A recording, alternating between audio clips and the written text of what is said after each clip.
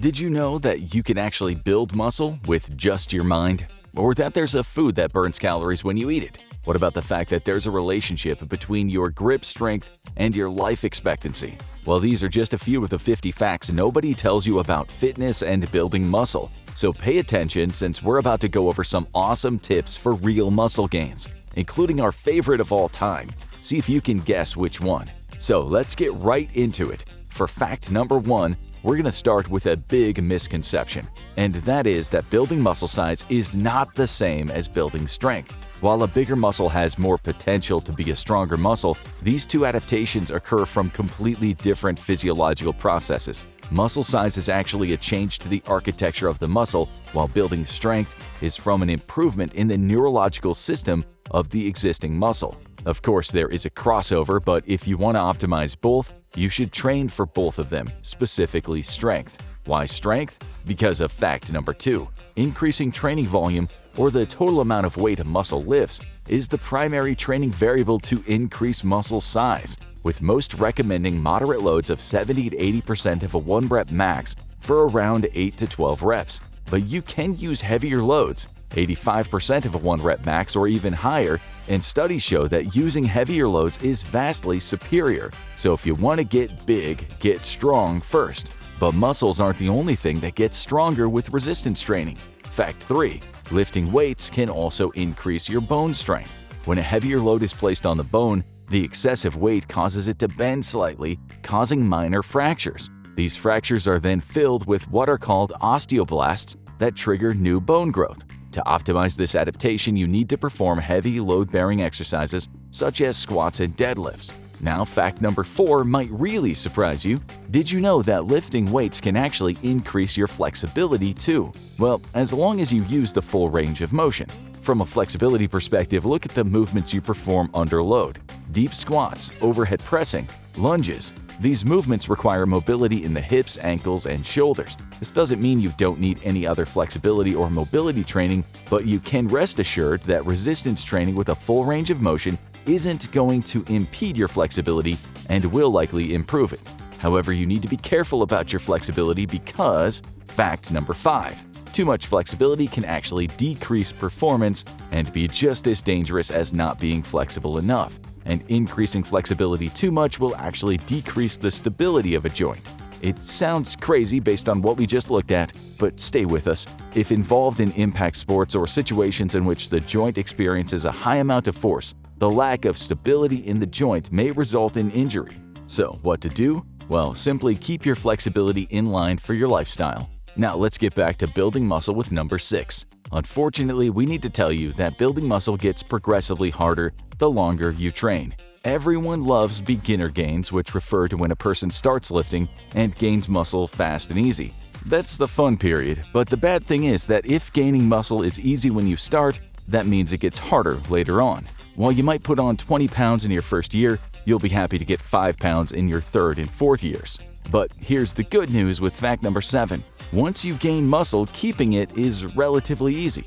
A big review from 2021 found that the minimum threshold to maintain muscle mass is surprisingly small. Training each muscle group once a week with 1 set to failure will maintain your muscle mass for a total of 32 weeks. To be clear, that means that you can perform 1 set of bench presses, 1 set of bent over rows, 1 set of military presses, 1 set of squats, and 1 set of deadlifts once a week and be good for 32 weeks. Now, in order to get this muscle, you need to pay attention to this next fact. It is literally the most important principle in lifting. Fact number 8. You must apply the principle of progressive overload.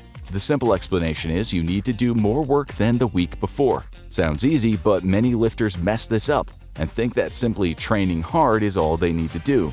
Absolutely, you need to train hard, but this must include more weight or more reps and sets. You're basically convincing your body it needs more muscle to survive. This is why tracking your program is so important. Later on, we'll tell you the absolute easiest variable to manipulate to apply progressive overload. But first, we have fact number 9, which is that program jumping will be your demise. As you begin your lifting journey, you'll come across dozens and dozens of programs, all claiming to be the best. You'll have to wait and learn later which program is really the best one, but for now, what you need to know is that you don't want to jump programs. This refers to following a program for a couple of weeks, then seeing a cooler one and jumping over to it. To see progress, you must follow a plan and apply progressive overload for muscle growth, not hop from one routine to the next routine. Your body simply cannot adapt overnight. Now, in order to optimize for muscle growth, you need to understand fact number 10, which is that your muscle doesn't grow evenly. Your muscle is not one solid piece of tissue. In reality, it's composed of individual fibers. Further, a muscle can have several heads. This is where different attachment points merge together to form one muscle belly. So here's the thing. Recent research has shown that if you perform a single exercise, your muscle will experience different amounts of growth in different areas. This can happen throughout the muscle, even on the same head, and even in a single muscle fiber. This uneven growth brings us to number 11, which is that you need to implement a variety of exercises that use different biomechanics and angles to train the same muscle group. While this has been a common practice in the gym for quite some time, we now have studies to back up that practice. For example, to hit the chest, use flat barbell bench press, incline dumbbell press, dips, and cable fly. 4 chest exercises with 4 different movement patterns means optimal growth. On the other hand, fact number 12 tells us that bro splits are likely suboptimal for muscle growth. Now, of course, they will work, at least if you can apply progressive overload. However, studies have shown that instead of training a muscle once a week, training it twice a week may lead to better results. For example, instead of using 6 exercises to train a muscle in a single session, you should train a muscle 2 times a week using 3 exercises in each session. This results in more accumulation of higher quality volume. While we all want more muscles for aesthetics, there is another even more important reason to accumulate muscle mass. Fact number 13. Your muscle mass index, or MMI, can determine your longevity. Your muscle mass index is the relationship between your height and the total amount of muscle mass you hold. Longer-term studies have been conducted which tracked the health of older populations for 15 to 16 years. A direct relationship was found between their MMI and longevity. In other words, those who held more muscle mass lived longer. This is why it's important to have a long life habit of resistance training to always have adequate amounts of muscle mass. Still, even if you're older and have never trained, it's not too late to start. That's because of our 14th fact, which is that the elderly can still also gain muscle. There's a common misconception that we can only build muscle during our younger years, and that our only hope as we age is to hold on to as much muscle as possible. Now, there's a ton of nuance in this belief, but it's wrong. While it might be easier to grow muscle during your younger years, the truth is you can put on muscle mass at just about any age. Depending on your current fitness level, research has shown it is possible to gain muscle well into your older years. How old? Well, this review saw greater increases of muscle mass from 1.5% to a staggering 15.6% in individuals who were 75 years and older. So you're truly never too old to start. But regardless of your age, you need to be aware of fact 15. Drinking alcohol is doing you no favors. Sorry for being a buzzkill, pun intended.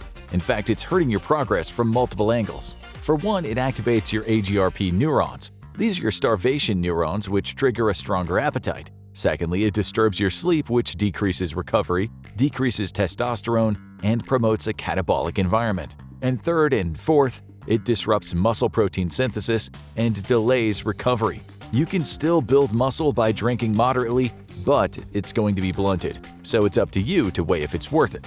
Now, even if you do choose to partake once in a while, you still need to practice fact number 16. Warm-ups are vital to optimize performance. We can often brush off warm-ups as they're just a mere formality, something we do because we're supposed to do it. Other people see warm-ups as just a means to prevent injury. In reality, one of the primary benefits of a proper warm-up is improved performance in the gym. This is especially true with warm-up sets, which were found to increase the amount that could be lifted during working sets. So spend the extra 10 to 15 minutes to properly warm up. Some other ideas that are outdated? How about number 17, taking ice baths after workouts? Ice baths have made a huge impact on the fitness industry in the past few years. Everywhere you look on social media, you see them. However, while it does have some benefits for recovery and muscle soreness, it gets sketchy when it comes to muscle growth, and research has shown it can actually inhibit both muscle growth and strength gains. This may be confusing, but you must understand that while related, recovery and muscle growth are two separate processes. While researchers aren't positive why this occurs, they believe it has something to do with an ice bath decreasing inflammation, which would usually trigger an anabolic response. We hope we're not bursting your bubble with these last couple, but we have another one you need to know. Fact number 18. The keto diet is not good for muscle growth. The keto diet is another practice that's gained a lot of popularity as of late. However, studies show it seems to hinder your ability to build muscle. That doesn't mean it's impossible to gain muscle on a keto diet, but studies show it is significantly more difficult. Now, to be clear, as the keto diet enhances your body's ability to utilize fat for energy, it might actually hold extra benefits to preserve muscle while in a caloric deficit. However, if building muscle is an important goal, you might want to save keto until you reach your desired amount of muscle mass. For number 19, while we're talking about misconceptions, let's talk about how muscle confusion is not a thing. Muscle confusion became popular years ago with the training program P90X. The idea is that in order to optimize muscle growth, you must, quote, trick your muscles and train it with random exercises on a daily basis. Well, remember fact 8 about progressive overload. In order to apply progressive overload, there needs to be structure to your program so that you can utilize an exercise for a minimal amount of time, which is generally 4 weeks. However, that doesn't mean you never switch exercises. Just don't do it every session. Instead, follow fact number 20 and switch exercises every 4 to 8 weeks. That is, as long as muscle hypertrophy is your primary goal. After you train for a period, you'll find these exercises become stagnant and your progress will start to slow. At this time, you can swap out your exercise with ones that have similar biomechanics. Swap the barbell bench press for flat bench dumbbell press or bent over rows with the T-bar row. For number 21, we're going to get psychic. Well, kind of, because you can build muscle with your mind. Now, you can't merely wish muscles into existence. However, you can actively contract your muscle with intentional focus, which is able to induce muscle growth. For example, a study had participants perform a movement while also visualizing in their minds that they were performing that same movement. The twist? They didn't actually have anything in their hands. They were pretending. However, they found that even with no weight, just visualizing caused an increase in muscle growth. This is also one of the mechanisms behind our next fact. Fact number 22 is that building a mind-muscle connection actually works. Emerging studies have shown that focusing on the intended muscle while training can lead to higher activation and muscle growth. It's basically an easy hack that lets you build more muscle without actually doing more work. Here's another useful tip for fact 23. Training with a partner will likely lead to better gains. That's right, if you're like most people, you probably will see better results lifting with someone, since studies show that supervised training likely results in more muscle growth and strength gains. Inexperienced lifters may just need the guidance of a trainer as they don't understand how much they can lift. On the other hand, experienced lifters might just push more due to the competition aspect or the extra motivation from a friend being present. With that said, you and your lifting partner may see different results due to the next fact. Fact number 24 is that genetics will play a role in your progress. Sure, some people will use genetics as an excuse to not try and get in shape, and while for many, that's all it is, an excuse. However, truth is that genetics do play a role in your ability to progress, and even dictate your top physique that can be reached. For example, your bone structure can determine how much muscle you can carry. The insertion of a muscle can alter the shape and perceived size of that muscle. There's even certain genes that make it easier to gain muscle compared to other people. The point being that two people who put in the same effort in the gym can have different results. This just means to focus on yourself and don't always compare yourself to others. Another example of how genetics play a role in lifting is found at fact number 25. Your limbs can dictate what exercises you perform. For example, individuals with long legs and short torsos are better suited for the sumo deadlift. On the contrary, those with short legs generally do better with conventional ones. This is also why your perfect form for certain exercises will look different from another person's. Fact number 26 is very important, at least if you want to have a functional core, and that your core's primary job is not to perform crunches. The best way to train a muscle is to look at its function. With that in mind, how often do you walk around while crunching over repeatedly? The answer is you don't. Rather, you stand straight and tall. This is because your abs are built to stiffen your core in an isometric fashion to prevent movement of the spine. For example, if you are suddenly jerked, your abs stiffen to prevent shock to your spine. Performance-wise, they stiffen so that you can generate power by rotating at the hips, such as when swinging a baseball bat. With that said, include anti-rotation exercises in your program, such as the pull-off press, wood chops, and suitcase carries. Speaking of your abs, we need to talk about number 27. Your core includes your abs, but it's not only your abs. When people hear core, they think abs. And the core does include the abs, but it also includes your erector spinae, or your lower back. Some go as far to say the core even includes the entire torso. Regardless, when you do core training, be sure you're training your lower back as well, or you might suffer from a muscle imbalance. The good thing is anti-rotation exercises work well, but also include some movements such as back extensions. For fact number 28, we're going to talk about grip, specifically the fact that it's another great indicator of mortality. Out of all training goals, increasing grip strength is rarely at the top of anyone's priority list in the fitness community. However, it's becoming a critical measurement in the healthcare industry, and for good reason. More and more studies are finding that your grip strength is an effective indicator of your mortality. In fact, an inverse relationship has been found with your grip strength and all-cause mortality, as well as cause-specific mortality. This includes cancer and cardiovascular disease. You might think this is because sick people are weak and lose their grip strength, but interestingly, there even seems to be a dose-response relationship, which means that a stronger grip also equals a longer life. But there's another reason to increase your grip too: elbow pain. Fact number 29 is that weak forearm muscles are a major cause of elbow pain. Now, there are quite a few different causes of elbow pain, but one of the most common ones is a condition called lateral epicondylalgia, better known as tennis elbow. Tennis elbow is caused by inflammation of the extensor carpi radialis, one of the extensor muscles located on the anterior of your forearm. The inflammation occurs at the origin located at the elbow, which generally results from overuse, either from prolonged or repeated gripping movements. The good thing is that fixing this is easy. Just be sure to include grip-specific exercises in your training, such as one of our favorites, farmer walks. For the next few facts, let's dismantle some more misconceptions and popular sayings. First up is fact number 30, abs are not made in the kitchen. Abs are made in the kitchen is a tired gimmick that aims to emphasize the importance of nutrition in achieving a six-pack. However, it's not really true. Your abs are muscles which grow in the same manner as every other muscle by applying progressive overload. If not, you'll never see abs regardless of how skinny you are, as they'll be too small. Therefore, your abs are made in the gym, and you see them by what you do in the kitchen. This runs together with fact 31, the saying nutrition is 80% of your success and the gym is 20%.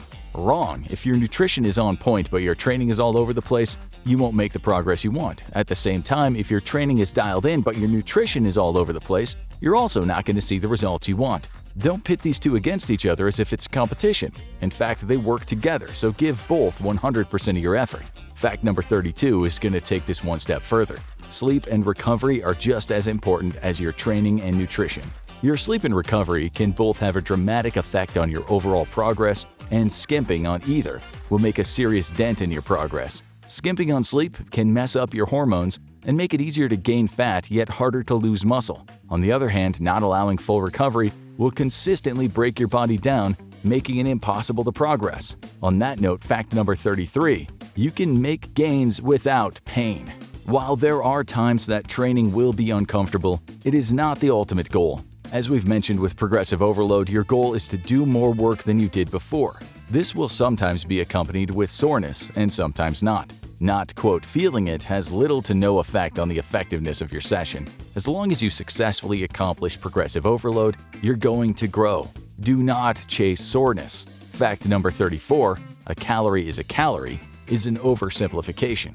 While it's a pretty good summary of what you need to do to lose weight, it implies that all calories are created equal. This isn't exactly true, as the source matters. For example, the thermal effect of food, or TEF, is the amount of calories required to digest and absorb a food. Fat has a very low TEF, 0 to 3%, while protein has a TEF of 20 to 30%. On the other hand, you need to be concerned with your macronutrients and your micronutrients. Therefore, pay attention to your calories and the quality of your diet. It's not just about calories. So, what should you eat? Well, fact number 35 is that the best diet in the world is, drumroll please, the one you can adhere to. That might not be the answer you're looking for, but studies have shown that no diet has a significant advantage in the long term. And the one factor that did dictate better success was simply one that a person could adhere to. Any diet that can help you control your calories will work. Therefore, you should simply follow what you can stick with, and rest assured you don't need to try other diets. For fact number 36, we want to talk about supplements. Simply put, most of them are a waste of money. The supplements industry's main goal is to make money, which leads to claims of instant gains and melting fat. Unfortunately, this doesn't happen for most in the real world. Remember, supplements are supplementary to your diet. Stop putting so much emphasis on them when your diet is far from sufficient. With that said, fact number 37 is going to save you money, since here are the supplements that studies say might actually be worth it. Protein powder is a simple, cheap way to get protein, so it's definitely worth your money if you need help eating enough. After protein powder, creatine is the most studied and effective supplement on the market. Plus, it's also cheap. If you're not taking creatine, then you're doing it wrong. Third, caffeine is the most effective ingredient in pre-workouts. Therefore, caffeine pills are a very cheap way to get caffeine. And the last two are a maybe: beta-alanine and EAA. You probably don't need it, but it might help. Anything else? Not worth your time. Next question. Have you jumped on the fasted training bandwagon yet? Well, you want to pay attention to fact number 38. Fasted training is not necessarily better for losing weight. Again, fasted training is when you exercise in a fasted state, meaning you haven't eaten for at least 8 hours. It's claimed that this will burn more fat. In some sense, this is true, as your body can become more fat adapted, meaning it can burn fat for fuel easier. However, assuming you eat the same amount of calories, studies have shown it's no better than training in a fed state. This is because your body will still burn the same amount of calories, whether it comes from fat or carbs. Burning fat is not the same as losing fat. With that said, training fasted could actually spell trouble for something else. Fact number 39 is that training fasted could actually mitigate strength gains. Due to the nutritional restraints, training fasted hinders an athlete from consuming protein and carbohydrate around training. Therefore, if you perform some sort of a fasting diet, always train during your feeding window as opposed to the fasting period. We made it to fact number 40. Let's look at another false belief: the post-workout window. The claim is that your body is in an increased anabolic state, so you must eat within 30 minutes of training to capitalize on this. While it is true that training increases muscle protein synthesis, its spike lasts longer than 30 minutes. In fact, as long as you're eating protein every 3 to 4 hours, the need for a post-workout meal is greatly mitigated. The only time it's important is if you train fasted. So while it's a good idea to eat at some point after training, there's no need to stress about it. Let's take fact number 41 to get serious for a sec. While it's great for your health, the reality is that lifting weights can sometimes have a negative effect on your mental health and cause body dysmorphia.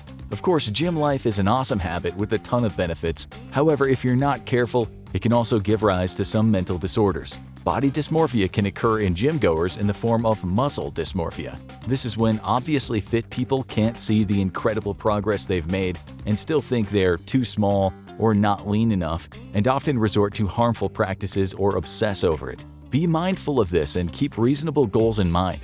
And most of all, be proud of the progress you make. Now, fact number 42 might be a hard pill to swallow for some, but it's a fact of life that you will naturally lose muscle as you age. This natural process is called sarcopenia, and it begins to become especially noticeable after age 50. And this process can increase rapidly in individuals who aren't involved in physical activity. But at the same time, individuals involved in resistance training can fend off detrimental effects until much later. This is yet one more reason for a lifelong habit of training. Don't stop lifting. Something else you can do for your muscles? Fact number 43. Eat the entire egg. A famous study from 2021 showed that by eating a whole egg after resistance training, rather than just the egg white, you can actually increase muscle growth. This includes increases in strength and hypertrophy. This simple hack is believed to be due to the added cholesterol, one of the requirements for production of testosterone. Next, fact number 44. The number one variable for muscle hypertrophy.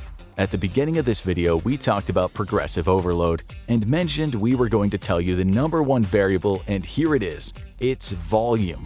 We mentioned this briefly, but it's so important we thought it deserves its own fact. Increasing your volume has been found to be the number one factor that dictates muscle growth. For those unaware, volume refers to the amount of work placed on a muscle, such as load times reps times sets. The easiest way to increase volume is to increase load, but you can also add reps or sets. If you apply progressive overload by increasing your volume, you will grow.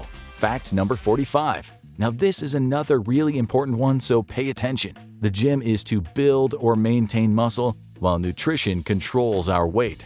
What this means is that your main priority while choosing a resistance training program should not be based on how many calories are burned, but rather how well it can build or preserve muscle. This is because nutrition is by far the best and easiest way to control your diet. Of course, training is going to burn calories. However, we want to use it to improve our musculature, as this is its primary purpose. Fact number 46. Our body is optimized when thought of as a machine. This is probably our favorite fact on the whole list, and it applies to almost everything. You wouldn't put dirty fuel in your car, so why would you do the same to your body? Focus on eating good nutrition. You also wouldn't redline your car consistently, nor let it idle all night.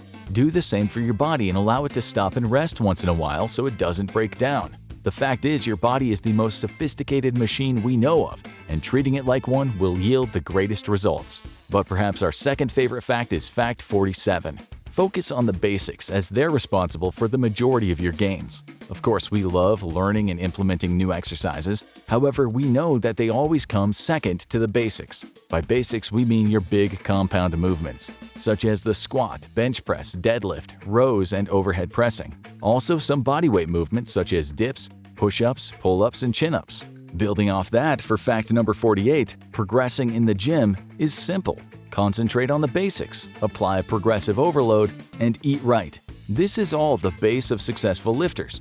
Getting caught up in other nuances is likely just going to stall your progress. Speaking of nuance, as we're almost done, we're going to combine 3 questions for fact number 49. Should you perform HIIT or LISS? HIIT stands for High Intensity Interval Training, which consists of alternating between periods of work and short periods of recovery. On the contrary, LISS stands for Low Intensity Steady State. It consists of working at a low pace for an extended period of time. For example, going on a slow jog for 45 minutes. It's long been debated as to which of the two is better. However, they're not the only ones. For example, other common exercises pitted against each other are pull-ups or chin-ups. Which one should you do? What about sumo versus conventional deadlift? The answer to all these questions: just do it all.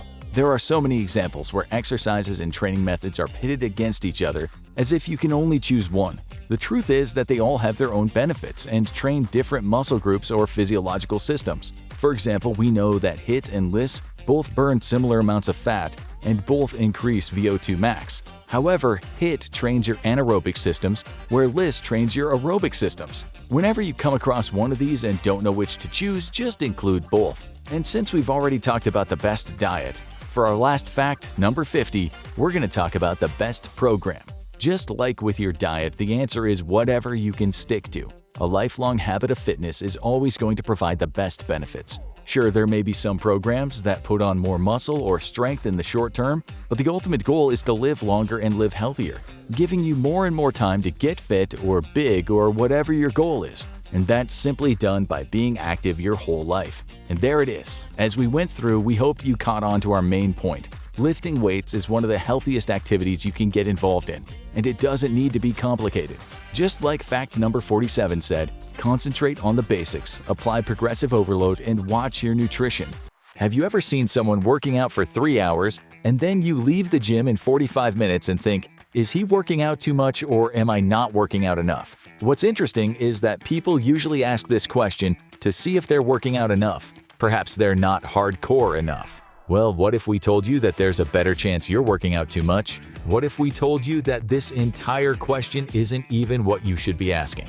Let's cut through the research and see how much time you need to spend working out to actually get the results you want. Right now, we'll just tell you that you shouldn't copy either of those two. The time one spends working out is often based on FOMO, fear of missing out. We live in a society these days that seems to always be promoting more is better. This causes people to always assume that whoever leaves the gym first is weak. On the flip side, we live in a world where some people are looking for the bare minimum to a fault. We do understand that different people have lives with different circumstances that can dictate how much they can work out. We applaud everyone who chooses to hit the gym rather than the couch. In fact, we even have a minimalist video to make the most of your time. However, some people are only concerned with the minimum regardless of how much free time they have. Both of these situations can cause issues in your life and training journey. Living in the gym will void any other social life, not to mention setting you up for fatigue and overuse injuries. Getting out of the gym ASAP when you don't need to is only going to prevent you from reaching your full potential. So if there's a maximum time and minimum time you should spend in the gym. So what's the ideal time? Let's look at research. We're going to start this journey simple. Let's talk about the numbers given by official guidelines on the minimum amount of physical activity everyone should get. The recommended amount of physical activity is set by the U.S. Department of Health and is the number used by health organizations such as the CDC and WHO. According to these health institutions, to promote a healthy lifestyle, adults should be engaged in at least 150 minutes of moderate aerobic activity or 75 minutes of vigorous activity every week, along with 2 days per week of muscle strengthening exercise. Moderate activity is defined as a brisk walk, and vigorous activity can mean going for a jog or run, depending on your fitness level. For muscle strengthening workouts, they don't give a ton of advice apart from training all major muscle groups 2 days per week. They give no further guidance on what these muscle strengthening workouts should look like, nor how much time should be spent doing them. They also say more is better. In other words, this is the bare minimum that every person on earth should be getting. But again, they're very vague about it. This is a very basic prescription that leaves a lot of room for interpretation. Also, this is going to give you minimum benefits. It could be a lot better. In fact, we now know just how much is better. In 2018, 2 large cohorts consisting of 116,221 people were followed up for 30 years to track their health and physical activity levels. What they found concerning the duration of physical activity and health will surprise you. All we know is that someone needs to give the health department a call and tell them that an update to their suggestions is desperately needed. We're going to get into what this study found later in the video, but for now, let's get back to the question at large. How much time should I spend working out? After seeing this number prescribed by the health department, we realized that the question, how much time should I spend working out, can mean different things to different people. We're going to tell you about the time needed for general benefits later in this video. So right now, we're going to answer this from the perspective of optimizing your time in a gym when following a typical resistance training program. To give an accurate answer, we need to frame the question a little differently. Time doesn't really mean anything without more information. For example, is this a traditional session with rests in between sets, or is it a 30-minute non-stop circuit? When someone asks, how much time should I spend working out, they're actually asking, how much work should I do? So that's what we'll do right now. And if you want to live longer, be sure you stick around and we'll lay that out for you as well. Let's get into it. Let's first ask the question, why does it matter how long we work out? Well, there's a few good reasons. The first is so you know if you're working out enough. Of course, any amount of training is a good thing and is exponentially better than nothing. However, there is a minimum amount that you should train to get optimal results. Since you've already made the decision to train, we think you should train enough to get maximal results. Or you should at least know how much you should train so you can make an informed decision. Now, the other reason, and perhaps the most problematic, is so you don't train too much. We live in a society that loves to go extreme. Maybe it's the glamorization of being hardcore on social media, but people tend to want to work out excessively. You know, the whole what's a rest day trope and all. People tend to think, I train 7 days a week sounds cooler than I train 4 days a week. While not working out enough basically means you won't see as much progress as you could, working out too much can have more serious repercussions. The buildup of fatigue is a major issue that will affect you if you train too much. Notice how we said will. It will happen. Not only can this cause a detriment to your training, it can actually cause injury. Neither option is ideal and it doesn't need to happen. Good thing is, it's an easy fix. So, how much time should you work out? Let's first estimate how much work you should be doing and how much time that should take. There are a ton of variables that dictate how much work you should do. As such, there is a large spectrum which will result in a wide range of appropriate times. For example, let's look at a study which looked at the minimum amount of time you should work out. It's not much at all. When your only goal is to simply maintain strength and muscle mass, you just need to train each muscle group once a week with 1 set at proper intensity. That's it. When we look at the way the body works, you could hit every muscle group with about 6 exercises, assuming you're only using compound exercises as they hit more muscle groups with one movement, think bench press, deadlift, and squats. This means you only need to train 6 exercises with 1 set, which equals just 6 working sets total every week. Being conservative, let's say that each exercise requires 5 to 6 minutes of warm-up sets to reach your working set. This means your total training time for the week will only take 30 to 40 minutes. And that's for the week. So there's your minimum amount of time. It's like watching a couple of episodes of Friends, but let's be serious. You want more from your workouts than just maintenance. As you could guess, this is going to require more time. There is a clear dose response between the number of sets you perform and the amount of muscle growth you see. The more sets you perform, the more muscle growth you'll see. This begs the question, so how many sets should you be doing? As you could guess, it's more than 1. Unfortunately, there's no hard set number that can be prescribed for everyone. However, thanks to hard work from sports researchers, we have a pretty good idea. To see the optimal amount of growth, the latest research suggests that you should perform a minimum of 10 working sets per muscle group per week. This volume can then increase up to a maximum of 20 sets per muscle group weekly. On this spectrum, beginners should be closer to 10 weekly sets, while more advanced athletes should be closer to 20 weekly sets. Let's assume that people asking this are in the beginning stages of their training journey. Therefore, we're going to stick to the lower part of this range. This means each muscle group should be trained with 10 to 14 working sets during the week. Let's find out how long that would take you. Our main muscle groups are chest, back, shoulders, glutes, hamstrings, and quadriceps. In addition, there are smaller muscle groups including the calves, forearms, biceps, and triceps. However, you don't need to do 10 sets per muscle group, as there will be quite a bit of crossover when using appropriate exercises. For example, the bench press will train the chest, shoulders, and triceps. All that to say, when everything is said and done, this usually equals doing 6 to 7 exercises a session. For example, here's what a typical pull day may look like. Trap bar deadlift 3 sets of 5 reps. T-bar row 3 sets of 5 reps. Stiff leg deadlift 3 sets of 8 reps. Wide grip seated row 3 sets of 8 reps. Leg curls 3 sets of 12 reps. Hammer curls 3 sets of 12 reps. Okay, so we now know how many sets we should do. However, unless you're planning on performing one massive circuit training, you won't work through this straight through. Rather, you rest. In fact, when lifting weights, the majority of your time is resting. When looking at how long people are resting in between sets, the answer can vary widely. This is due to different rest periods being more appropriate for different goals.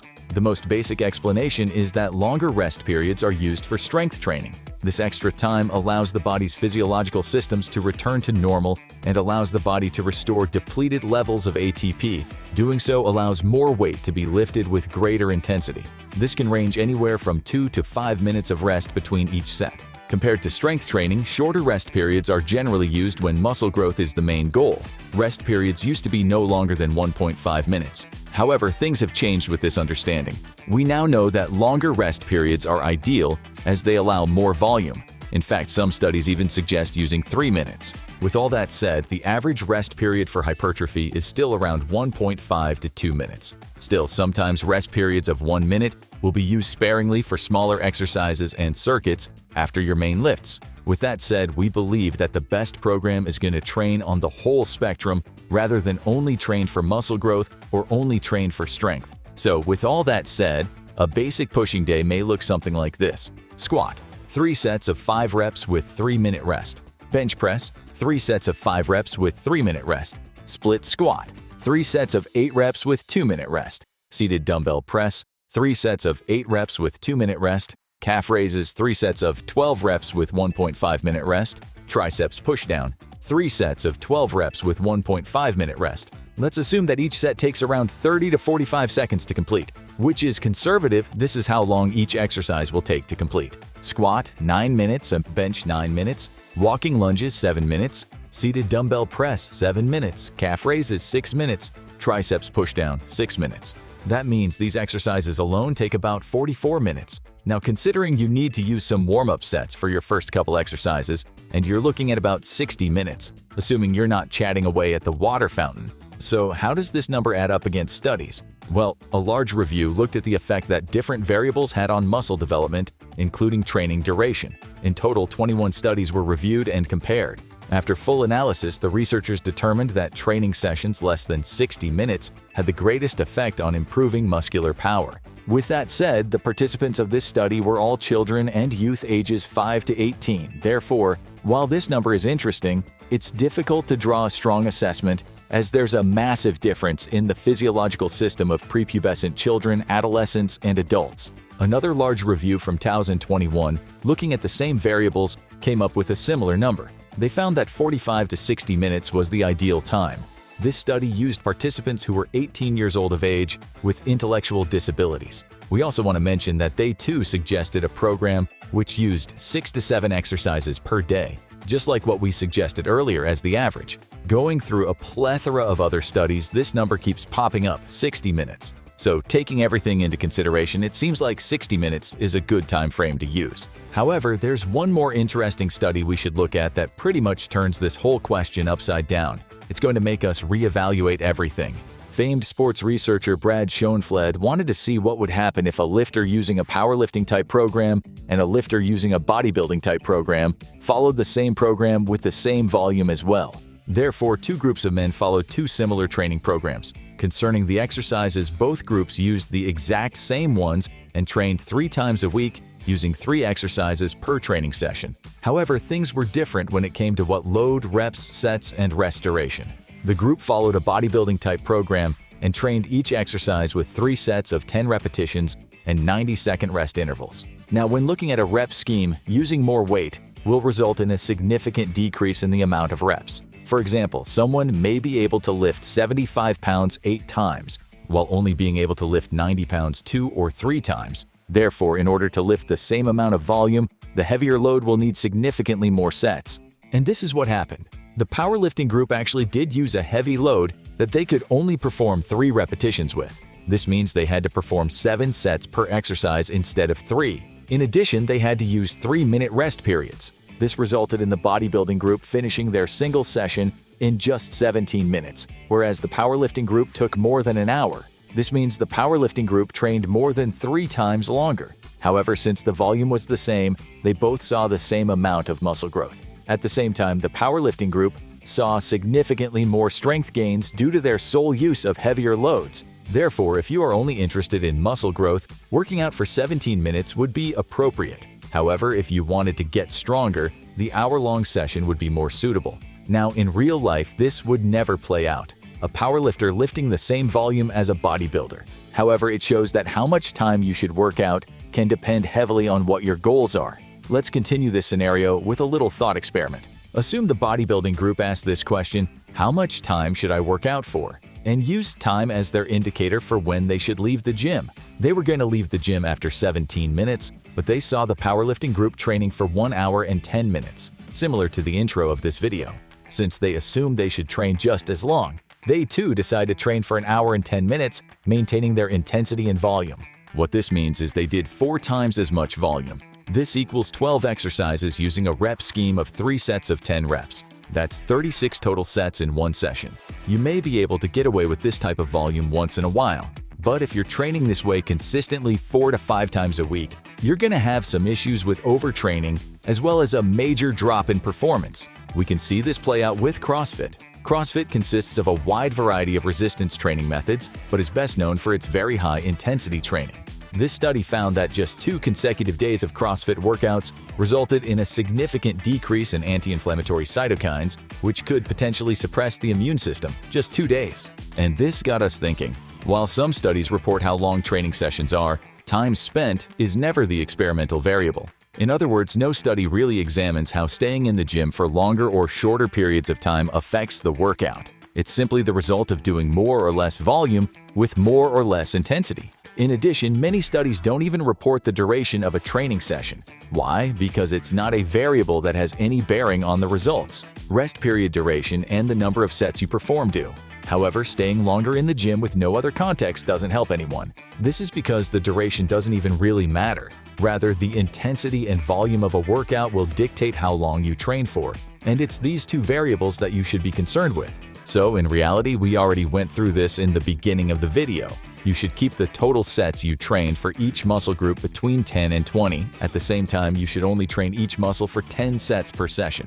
This means you can train a muscle twice a week with 10 sets per session.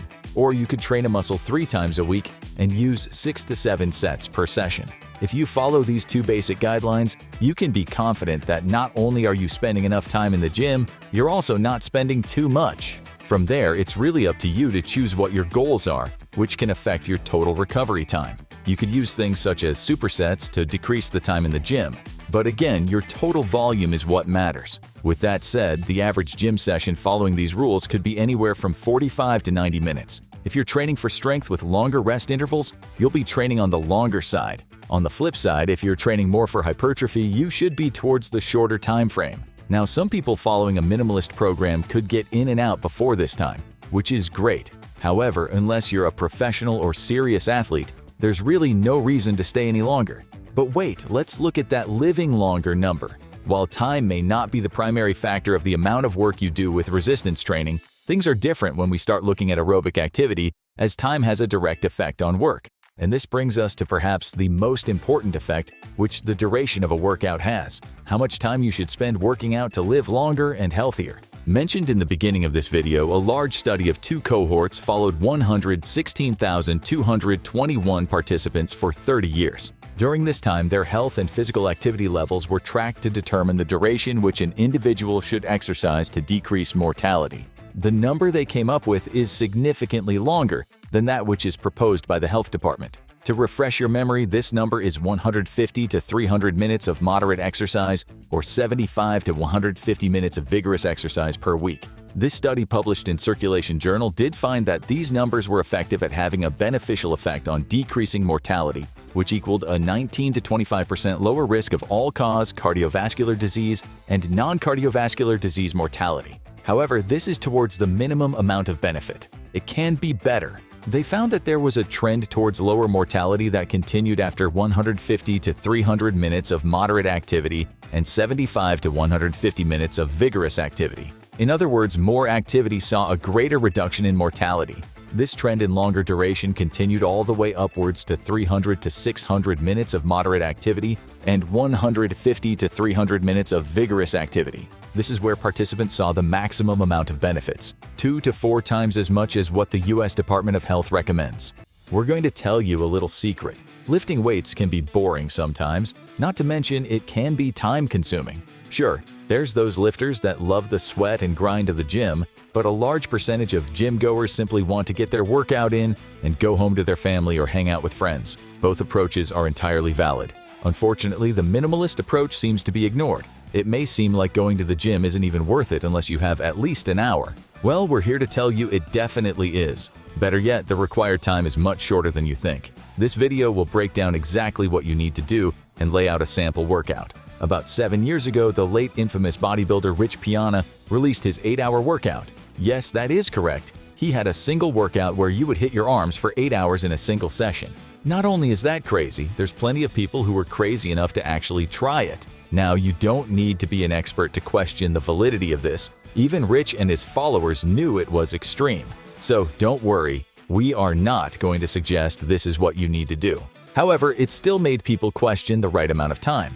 Obviously, 8 hours is too much, but how much is not enough? Where does that threshold lay? While there is a wide range, your average habitual gym goer generally spends 1 to 1.5 hours at the gym 3 to 5 times a week, with most towards the longer time frame. This may work for some people, others not so much. If it doesn't work for you, then what are other options? There doesn't seem to be many causing many people to skip the gym altogether. In fact, experts believe that lack of time is the most common reason for not going to the gym.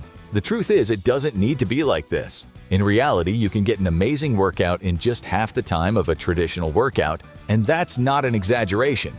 In fact, you'll be able to get the majority of your gains during this time. That is, if you do what we tell you to do. Listen closely as we're going to lay out exactly what you need to do. But first, before we look at your minimal training program, let's first look at what's needed to simply maintain your gains. What you'll learn is that while building muscle is pretty tough, keeping it is relatively easy. The minimum effective dose to maintain strength and muscle mass is surprisingly low. Research has shown that in order to maintain strength and muscle mass, a young person only needs to hit the muscle once a week, using one exercise to perform one set. The only caveat is this one set must be performed with high intensity, and you need to bring your set to failure. However, if you do, this will maintain your strength and muscle mass for 32 weeks. And to be clear, this is to simply maintain muscle. You won't be seeing any improvements here, but it may be enough for some people. If this is you, then your task is easy. Go to the gym once or twice a week, hit all of your muscle groups with high intensity, and you'll be good to go. Unfortunately, this is not enough to see progress. If you want to actually see more growth, you're going to have to do more. How much more? Before we get to that, let's talk about one of the reasons that actually inspired us to make this video. Recently, there has been a resurgence of interest in the training of one of those most successful minimalist trainees ever. We'll get to him later. But this type of training is supposed to be able to give you amazing results with just 30 to 50% of work that your average program has. How is this even possible? Or is it? Let's look at science to see if these claims are legitimate. Doing so, we'll also find out what the minimum dose is for gains. Now, different people have different reasons for training. For example, maybe you're training for strength or maybe muscle growth, or maybe you just want to improve your health. These three goals work on different physiological processes, meaning they have different needs. Let's start with strength. Why? Because strength is actually the easiest to improve. Well, not easy, but it requires the least amount of stimulation. You see, increasing strength comes down to exposing the muscle to a heavier weight. While more times would be better, exposing it just a few times can be enough to stimulate adaptations. A meta-analysis from 2017 proved this for us. The study wanted to look at the effect that different volume amounts had on strength gain. In this study, volume refers to the total number of working sets a muscle performs. They divided training volumes into low volume, which included less than 5 weekly sets, medium volume, which included 5 to 9 weekly sets, and high volume, which included 10 or greater weekly sets. They then compared the differences made in strength. Right off the bat, we'll tell you that the medium and high volume group both made greater improvements in strength compared to the low volume group. However, these improvements did not occur in a dose response or a linear manner. In fact, the largest jump in gains happened in the low group. Compared to the high group, those who used just 1 to 4 working sets per week to train a muscle saw improvements of about 81%. This means 80% of their possible improvements were done within the first 4 sets. Another study backs this low-volume strategy up. They had 2 groups training for 12 weeks performing the same exercise. However, one group used just 3 working sets per week, while another trained 9 working sets. The primary exercises measured were bench press and leg press. The increase in bench press was 20% versus 33%, while leg press was 26% versus 56%. So while the 9 sets did result in greater strength gains, the 3 working sets still saw significant increases as well. One very important variable to this study was that the participants had at least 2 years training experience. This means the gains seen with just 3 working sets were not newbie gains, a word used to describe how people gain strength very easily when they first start training. These were lifters who had to work hard for every improvement, and 3 sets was enough. This shows that when looking to optimize your time with strength gains, you can make great progress with just a few sets, regardless of your training status. Now, when it comes to increasing muscle growth, things are a bit different. You see, while strength just requires exposure to heavy loads, muscle growth requires an increase in volume. In fact, the relationship between volume and muscle hypertrophy is one of the most studied and documented phenomena that exists in the world of exercise science. Simply put, increasing volume increases muscle growth. This means we know that more volume will result in more growth. However, it will also mean more time is needed. While more is definitely better, how much growth does less get us? Interestingly enough, yet another meta-analysis was done in 2017 basically did the same thing as the strength study we just spoke about, but with muscle growth. This study also used the same groups, 1 to 4 sets, 5, 9, and 10 plus. As expected, the 10 plus set had the greatest increase, while the 5 to 9 set group had less than the 10 plus set group, but more than the low group. Yet again, the biggest jump in gains was seen in those first 4 sets. While not as large as the strength gains, this lower volume still saw an increase equal to 61% of the 10 plus group. This means that just a couple sets a week will be enough to not only maintain gains, but to possibly even see gains. One critical variable we want to look at is your health. While most people don't think about health gains, it's an extremely important variable to train for. In fact, this may be the most important variable there is. This is especially true for those looking for a minimalist approach. There's a good chance that this group is more interested in just staying healthy compared to those training 10 plus sets for maximum results. If this is you, you're in luck, as it's less than need for strength. Research has found that just 30 to 60 minutes of strengthening exercise per week is enough to achieve maximum risk reduction in all-cause mortality, cardiovascular disease, total cancer, and diabetes. That's right, you get maximum protection from all-cause mortality for just 1 hour a week. That's a pretty good return with minimal training. So we now know that methods that claim they can provide similar improvements with 30 to 50% of work is possible. However, something has to be different between the way minimalists train and traditionalists train, right? You'd be right. Let's now look at some of the variables an effective minimalist needs to have to not only decrease the time spent in the gym, but to be effective as well. Let's first examine frequency. Frequency refers to the number of times you train a muscle during the week. Let's say you perform a total of 3 sets a week per muscle. Should you perform all 3 sets in one day, across 2 days, or should you perform one set 3 times a week? We know that many of the studies using low volume utilize 3 sets across 3 days, 1 set every day. However, under normal conditions, say following a traditional workout program, researchers believe that spreading your total workout sets across 2 training sessions is ideal. Unfortunately, we can't say for sure, but we can make an estimated guess that training a muscle 2 or 3 times per week would be ideal. This allows you to spread your sets out so that you can train them with higher intensity. For example, if you train all 3 sets the same day, your first set will be great, but it will cause fatigue for your second set. Your second set would result in even more fatigue and hinder your third set. However, if you instead train just 1 on 3 different days, each set is going to be done with maximal intensity and result in maximal effectiveness. Next, what exercises should we even be doing? This is essential as some exercises are definitely more suited for an effective minimalist training program. We'll tell you for sure that it is not isolation exercises. They only train one muscle at a time, meaning you need more exercises to hit all your muscles. Therefore, without a doubt, you should be doing your foundational compound exercises. These movements use multiple joints, meaning you will hit multiple muscle groups at the same time. They also allow heavier weight, leading to better strength gains. Now, there are a lot of compound movements, so we need to narrow down what ones to do.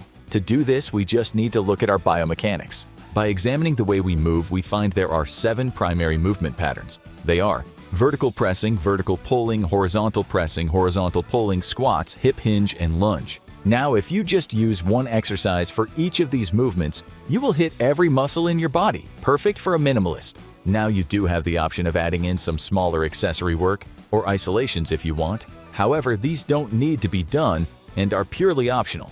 We're going to show you the best compound exercises to use for each movement pattern. We'll also show you how to deal with isolations for those that want. But before we go any further with your program, we need to talk about a game changer: time wasting. Even if you have a great program and great exercises, a minimalist can't waste time. The first thing you need to do is stop spending so much time talking to people and playing on your phone. When you go to the gym, you must walk in with intent. This doesn't mean you can't say hi and chat a little. However, don't get into actual conversations. We've all been there before. We stop for a chat and then suddenly 5 minutes has passed, which turns into 10. It's been 20 minutes and your minimalist training hasn't even started yet. Therefore, stay focused at the gym. You have a job to do, so get it done. Another time waster happens before you even start your session: your warm-up. To be clear, warm-ups are an integral part of your training session and can greatly improve your workout. However, they do take time. Unfortunately, people usually do an excessive amount that's not even needed or helpful. While you should definitely still warm up, you can shave some time off by being specific. First, use a machine that uses both upper and lower body, for example, an assault bike or rower. These tend to get your heart rate up faster, yet at a lower intensity, likely due to them using more muscle mass as they involve the lower body and upper body. This also leads to a quicker rise in core body temp. Do this with intent for 3 to 5 minutes. After, use a resistance band to perform some activation exercises specific to the muscles you're training that day. You can get this done in a minute using a circuit. There you go, you just shaved off 5-10 minutes and you haven't even started yet. So now you're ready to start your program. You finish your first set and then rest for 2 minutes before doing another set. You then rest again, doing nothing. That's 4 minutes of doing nothing. Under normal conditions, this recovery isn't actually a time waster, as it's a vital part of your training to optimize the total amount of work you put in. The problem is the average rest time between sets is 130 to 30 minutes, and it adds up quickly. One exercise will take at least 5 minutes and up to 15 minutes. In fact, if you follow a typical training program, it's safe to say that 2/3 of your time will be spent recovering between sets. 2/3. This is not minimalist friendly, so we must optimize it. Therefore, let's use this rest time to exercise more.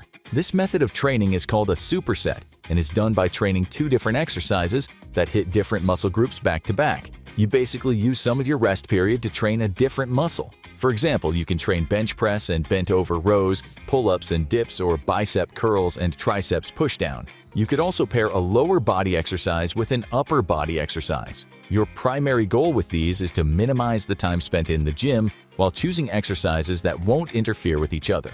Usually, people do the exercises back-to-back right after one another. We think there's a better way. Take mini breaks between each exercise. For example, let's say your rest period is usually 2 minutes. To do a superset, you will first perform exercise 1.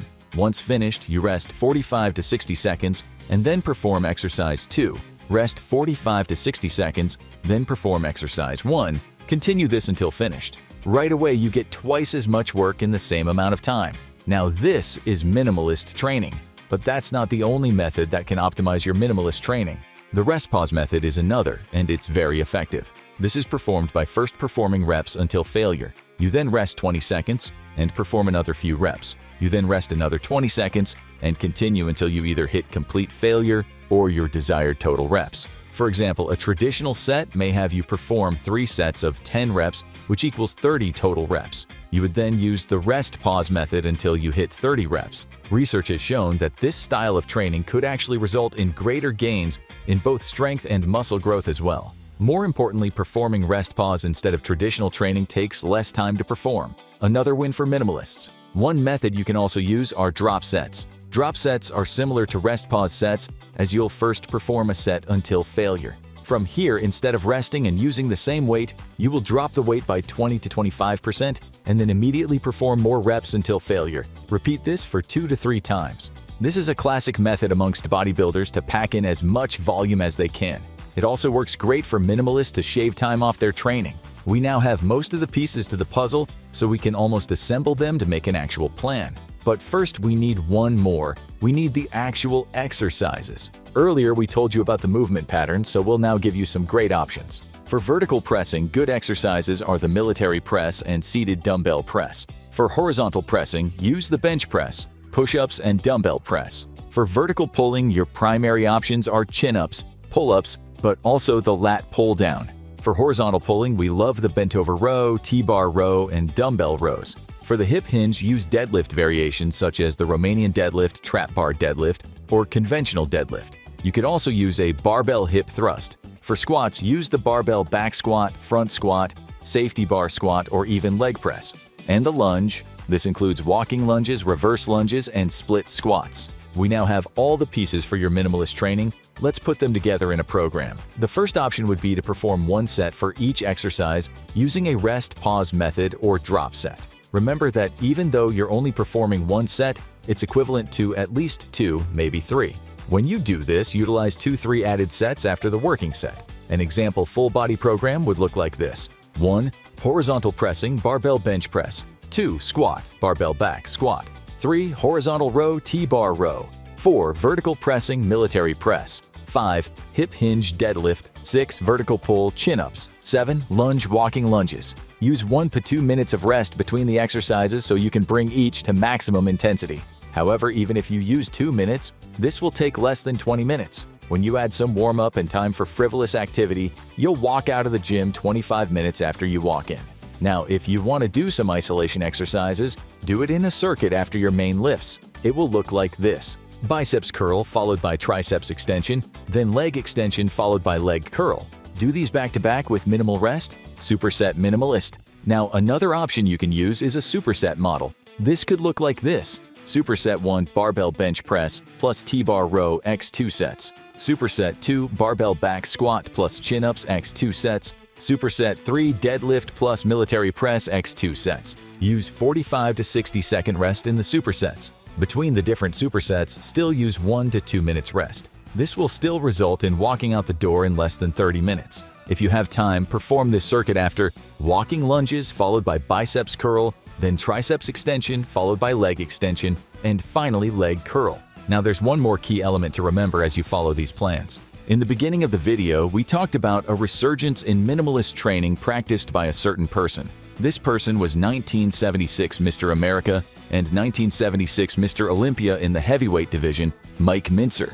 Yes, a Mr. Olympia who practiced minimalist training in a similar manner to what you see in this video. Now, Mike obviously knows the secret to minimalist training, and you do too. When you follow your minimalist program, you must train with intensity. Intensity, intensity. Squeeze out every rep and make them all count. Use the methods you learned in this video and follow your template 1 to 3 times a week as needed. No pain, no gain. Or pain is just weakness leaving the body. We're sure you heard these sayings before. After all, you'll find them on gym posters across the world, motivating gym goers and promoting pain in every single gym session. Everyone knows that pain is an essential part of muscle building, so we need to learn how to deal with it and keep on pushing. Or should we?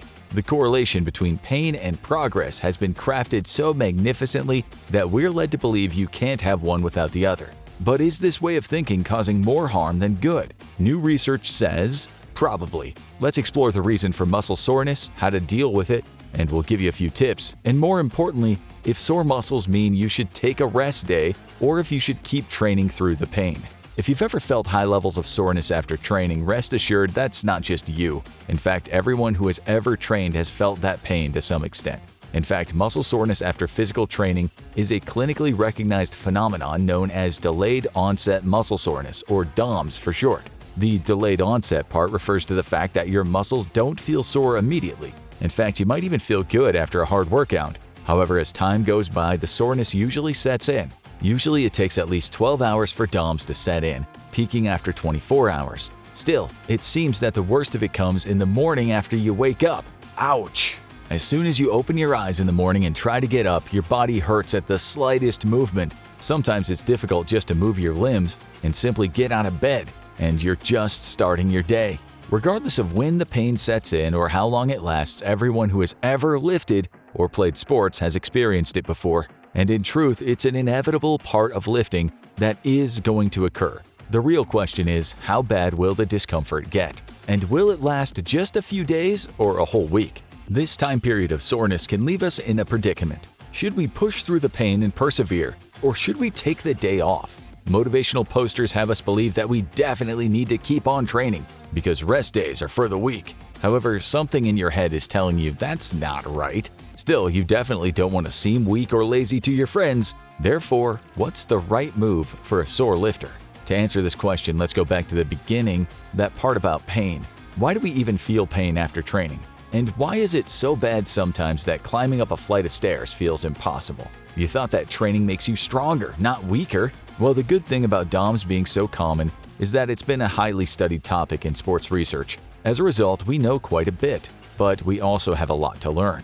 While we have a general idea of what causes DOMS and how to help mitigate its occurrence, we aren't sure of the exact mechanisms, why it occurs, and what variables affect its intensity. For example, an early theory stated that DOMS could act as a safety measure for you to reduce injury to a stressed muscle. It suggested that it was a response meant to stop you from using a muscle as intensely, thus preventing further injury. To be clear, we're not saying this was why we experienced DOMS. We're merely showing you how researchers are still looking for answers and the theories they offer. While it's an interesting take, it doesn't hold up when we start to consider all the variations and variables, such as different people suffering from different levels of pain in different parts of the body, and so on. A more plausible theory, which is generally accepted today, is called the muscle damage theory. This theory is exactly what it sounds like. During weight training, muscle damage occurs, resulting in microscopic tears in the connective tissue. This damage results in inflammation that can stimulate nociceptors. These are sensory neurons that respond to damaging stimuli. In other words, it causes pain. Still, now there's a newer theory. Rather than DOMS being caused by muscle damage, it's believed to come from neural microdamage. See, we simply aren't aware of the exact mechanisms. However, while we aren't sure of the exact mechanisms that cause DOMS, we do know what triggers it: the eccentric contraction of muscles. Studies show us that DOMS-inducing stress on a muscle primarily occurs during eccentric contraction. The eccentric contraction of a muscle occurs when the muscle fibers lengthen. It can be thought as the going down phase of an exercise, such as lowering a dumbbell during a bicep curl or allowing a barbell to come down to the chest on a bench press. If you believe DOMS is caused by muscle damage, this occurs as more muscle damage occurs during the eccentric contraction of muscles. If you believe that DOMS is caused by neural damage, This occurs when the muscle is super stretched during the eccentric contraction, as it traps uncompressible fluid and causes micro-injury to the nerve terminals. In either theory, eccentric contractions are the culprit. Still, a problem that remains is the relationship between muscle damage and pain has been found to not be as strong as once thought. We'll get to that a little bit later. But first, we want to answer an important question. Is there any benefit to DOMS? Does waking up feeling fresh mean we didn't have a good workout? Is DOMS related to progress? Let's settle this now. The short answer is no. You do not need to feel sore to have a good workout. In the past, DOMS was thought to be an indicator of a good workout, which resulted in significant muscle growth. However, by looking at modern studies on the matter, there seems to be no evidence that shows a correlation between DOMS and the level of muscle hypertrophy that occurs. Our flaws in thinking were born out of errors in our understanding of both hypertrophy and DOMS. During this time, we believed that a primary driver of muscle growth was muscle damage. Therefore, as DOMS is caused by muscle damage, it seems that it would then be related to muscle growth. More DOMS means more muscle damage, which means more muscle growth. The line of reasoning makes sense. Well, it made sense. We now know it isn't true. For one, as we mentioned earlier, there's a weak relationship between the intensity of DOMS and muscle damage. For example, we can look at a study that's actually titled "Delayed Onset Muscle Soreness Does Not Reflect the Magnitude of Eccentric Exercise-Induced Muscle Damage." The title literally says it all. The study had students perform either 12, 24, or 60 eccentric muscle actions with the elbow flexors. The students then used a visual graph with a range from -50 to +50 to indicate their level of soreness. They did so while the elbow was in 3 different positions. All in all, the results were basically all over the place with no clear pattern. The researchers determined that there was a poor correlation between DOMS and eccentric contractions. Still, we have studies that look at MRI pictures of varying levels of muscle damage and their relation to DOMS. But again, there seems to be no relation between the two. For example, the markers of muscle damage in individuals differed from one another during their time course. In addition, these markers for muscle damage didn't match up with the time course of muscle soreness. In other words, you could experience no DOMS even though you had significant muscle damage, while experiencing significant levels of DOMS with minimal muscle damage. Another incorrect assumption made is that muscle damage is the main driver of muscle growth. While muscle damage may play a role, we now believe that mechanical tension is the primary driving force for muscle growth. Well, that's what we currently believe. Perhaps we'll find contradicting evidence as research in the field evolves. Regardless, the point is that muscle growth can occur without muscle damage. All in all, this leaves us with 2 facts. The levels of DOMS has little to no correlation with muscle damage, and even if it did, muscle damage is not the primary driver of muscle growth. Therefore, it's safe to say your level of DOMS does not indicate the amount your muscles will grow. We should also acknowledge the fact that DOMS is not consistent between individuals themselves or across different individuals. If DOMS was an indicator of muscle growth, we would expect it to have some consistency. However, current research shows that it doesn't. For example, research has shown a great deal of variability within individuals. Some people report high levels of DOMS after every workout, while others rarely ever report DOMS. In addition, you have probably noticed that some muscles are more prone to DOMS, such as the biceps or any type of leg muscle. At the same time, in the majority of people, the intensity of DOMS begins to subside the longer you train. With this in mind, consider that later workouts are usually performed with higher intensity and higher loads, yet DOMS is attenuated. Another piece of anecdotal evidence that suggests DOMS is not associated with muscle growth is that DOMS do not only occur after resistance training. Long-distance runners, such as marathoners, regularly report moderate to severe muscle soreness the day after a big race. We also know that long-distance running is an aerobic sport and is not associated with muscle hypertrophy in the same manner that resistance training is. Therefore, we seem to get a high level of DOMS even with minimal, if any, muscle growth. So far, it seems that no, we do not need DOMS for muscle growth. There is little and likely zero correlation between the two. We believe this is very important to understand so that you stop chasing DOMS in your workout. In addition, don't judge the effectiveness of your workout by the level of DOMS you have. Now that we can put that myth behind us, we should answer a question we asked earlier. Can we train with sore muscles? And what do we mean by sore? Before we can answer this question, we need to realize there are different levels of sore or even pain. This spectrum is of course relative, but most people can tell the difference. If your muscles are painful to the touch or you feel pain when you move them, you definitely went way overboard with your training and will likely need a good week or so for your muscles to fully recover. Keep in mind that your muscles should never be so sore that it's painful, as it normally means you caused way too much damage to them, which can actually be a detriment to muscle growth. Still, even if one of your muscles is sore, it doesn't necessarily mean you can't work out at all. It just means you can't work out that muscle. For example, if your legs are sore, you can easily train your back, chest, shoulders, or arms. In fact, this should be the norm, as you should be following a professionally designed program that's using an appropriate training split. A training split refers to a training program that splits training days by body part, such as chest day, back day, upper day, etc. It may also separate muscle groups by function, such as pulling day or pushing day. If you follow any well-designed split, there will be a minimum 48 hours between training the same muscle. However, this could go up to as much as 6 days, such as following a bro split, where you give each muscle its own training day once a week. As research suggests that training a muscle twice a week is optimal, you would have 72 to 96 hours between a muscle group. Doing so heavily mitigates the need to worry about training a muscle if it's sore, as there will be ample time for the soreness to subside and the muscle to fully recover. Now let's talk about actually working out a muscle while it's sore. Yay or nay? If a muscle is still sore to any degree, it's a sign that it's under-recovered. Therefore, training it again is probably not going to do you much good. Let's set aside the fact that you might simply just add more damage to the muscle or may just cause more pain. When a muscle is under-recovered, it's unable to perform to the same level as a fully recovered muscle. For one, the pain can impede a lifter's movement pattern in order to avoid pain. As you likely know, the movement of a lift can not only ensure optimal muscle activation, but also prevent chances of injury. If the correct movement pattern of an exercise is difficult to perform due to pain, a lifter will be tempted to alter their movement pattern. Doing so will disrupt proper muscle activation. Further, in order to produce the same amount of force, an unaffected muscle will be recruited to compensate for loss in force of the affected muscle. This could have two possible outcomes, neither good. The first is that the unintended muscle will experience hyperactivity. Basically, you're causing it to continually fire when it should be relaxing. For one, this can result in overuse injuries. Secondly, if it happens a lot, it can result in the second outcome, a disrupted muscle ratio. In the body, most muscles are paired with another muscle, which work against each other. These are called antagonist and agonist. Examples are the biceps and triceps, or quadriceps and hamstrings. For these to work optimally, they should have specific strength ratios so that one doesn't overpower the other. However, when one is continually fired, it can grow stronger, disrupting the proper ratio and again increasing chances for injury. In addition, the alteration in the movement pattern will place unaccustomed stress on the muscle ligaments and tendons, which may also increase the chance of injury.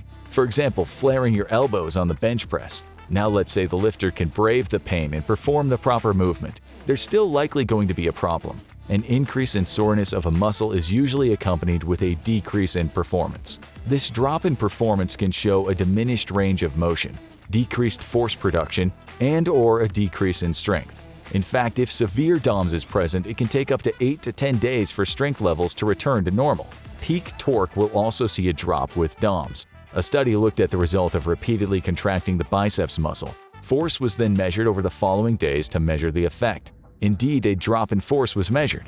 At 0 hours, a drop of 43.5% was present. At 24 hours, a drop of 38.8% was present. At 48 hours, a significant drop of 32% was still present.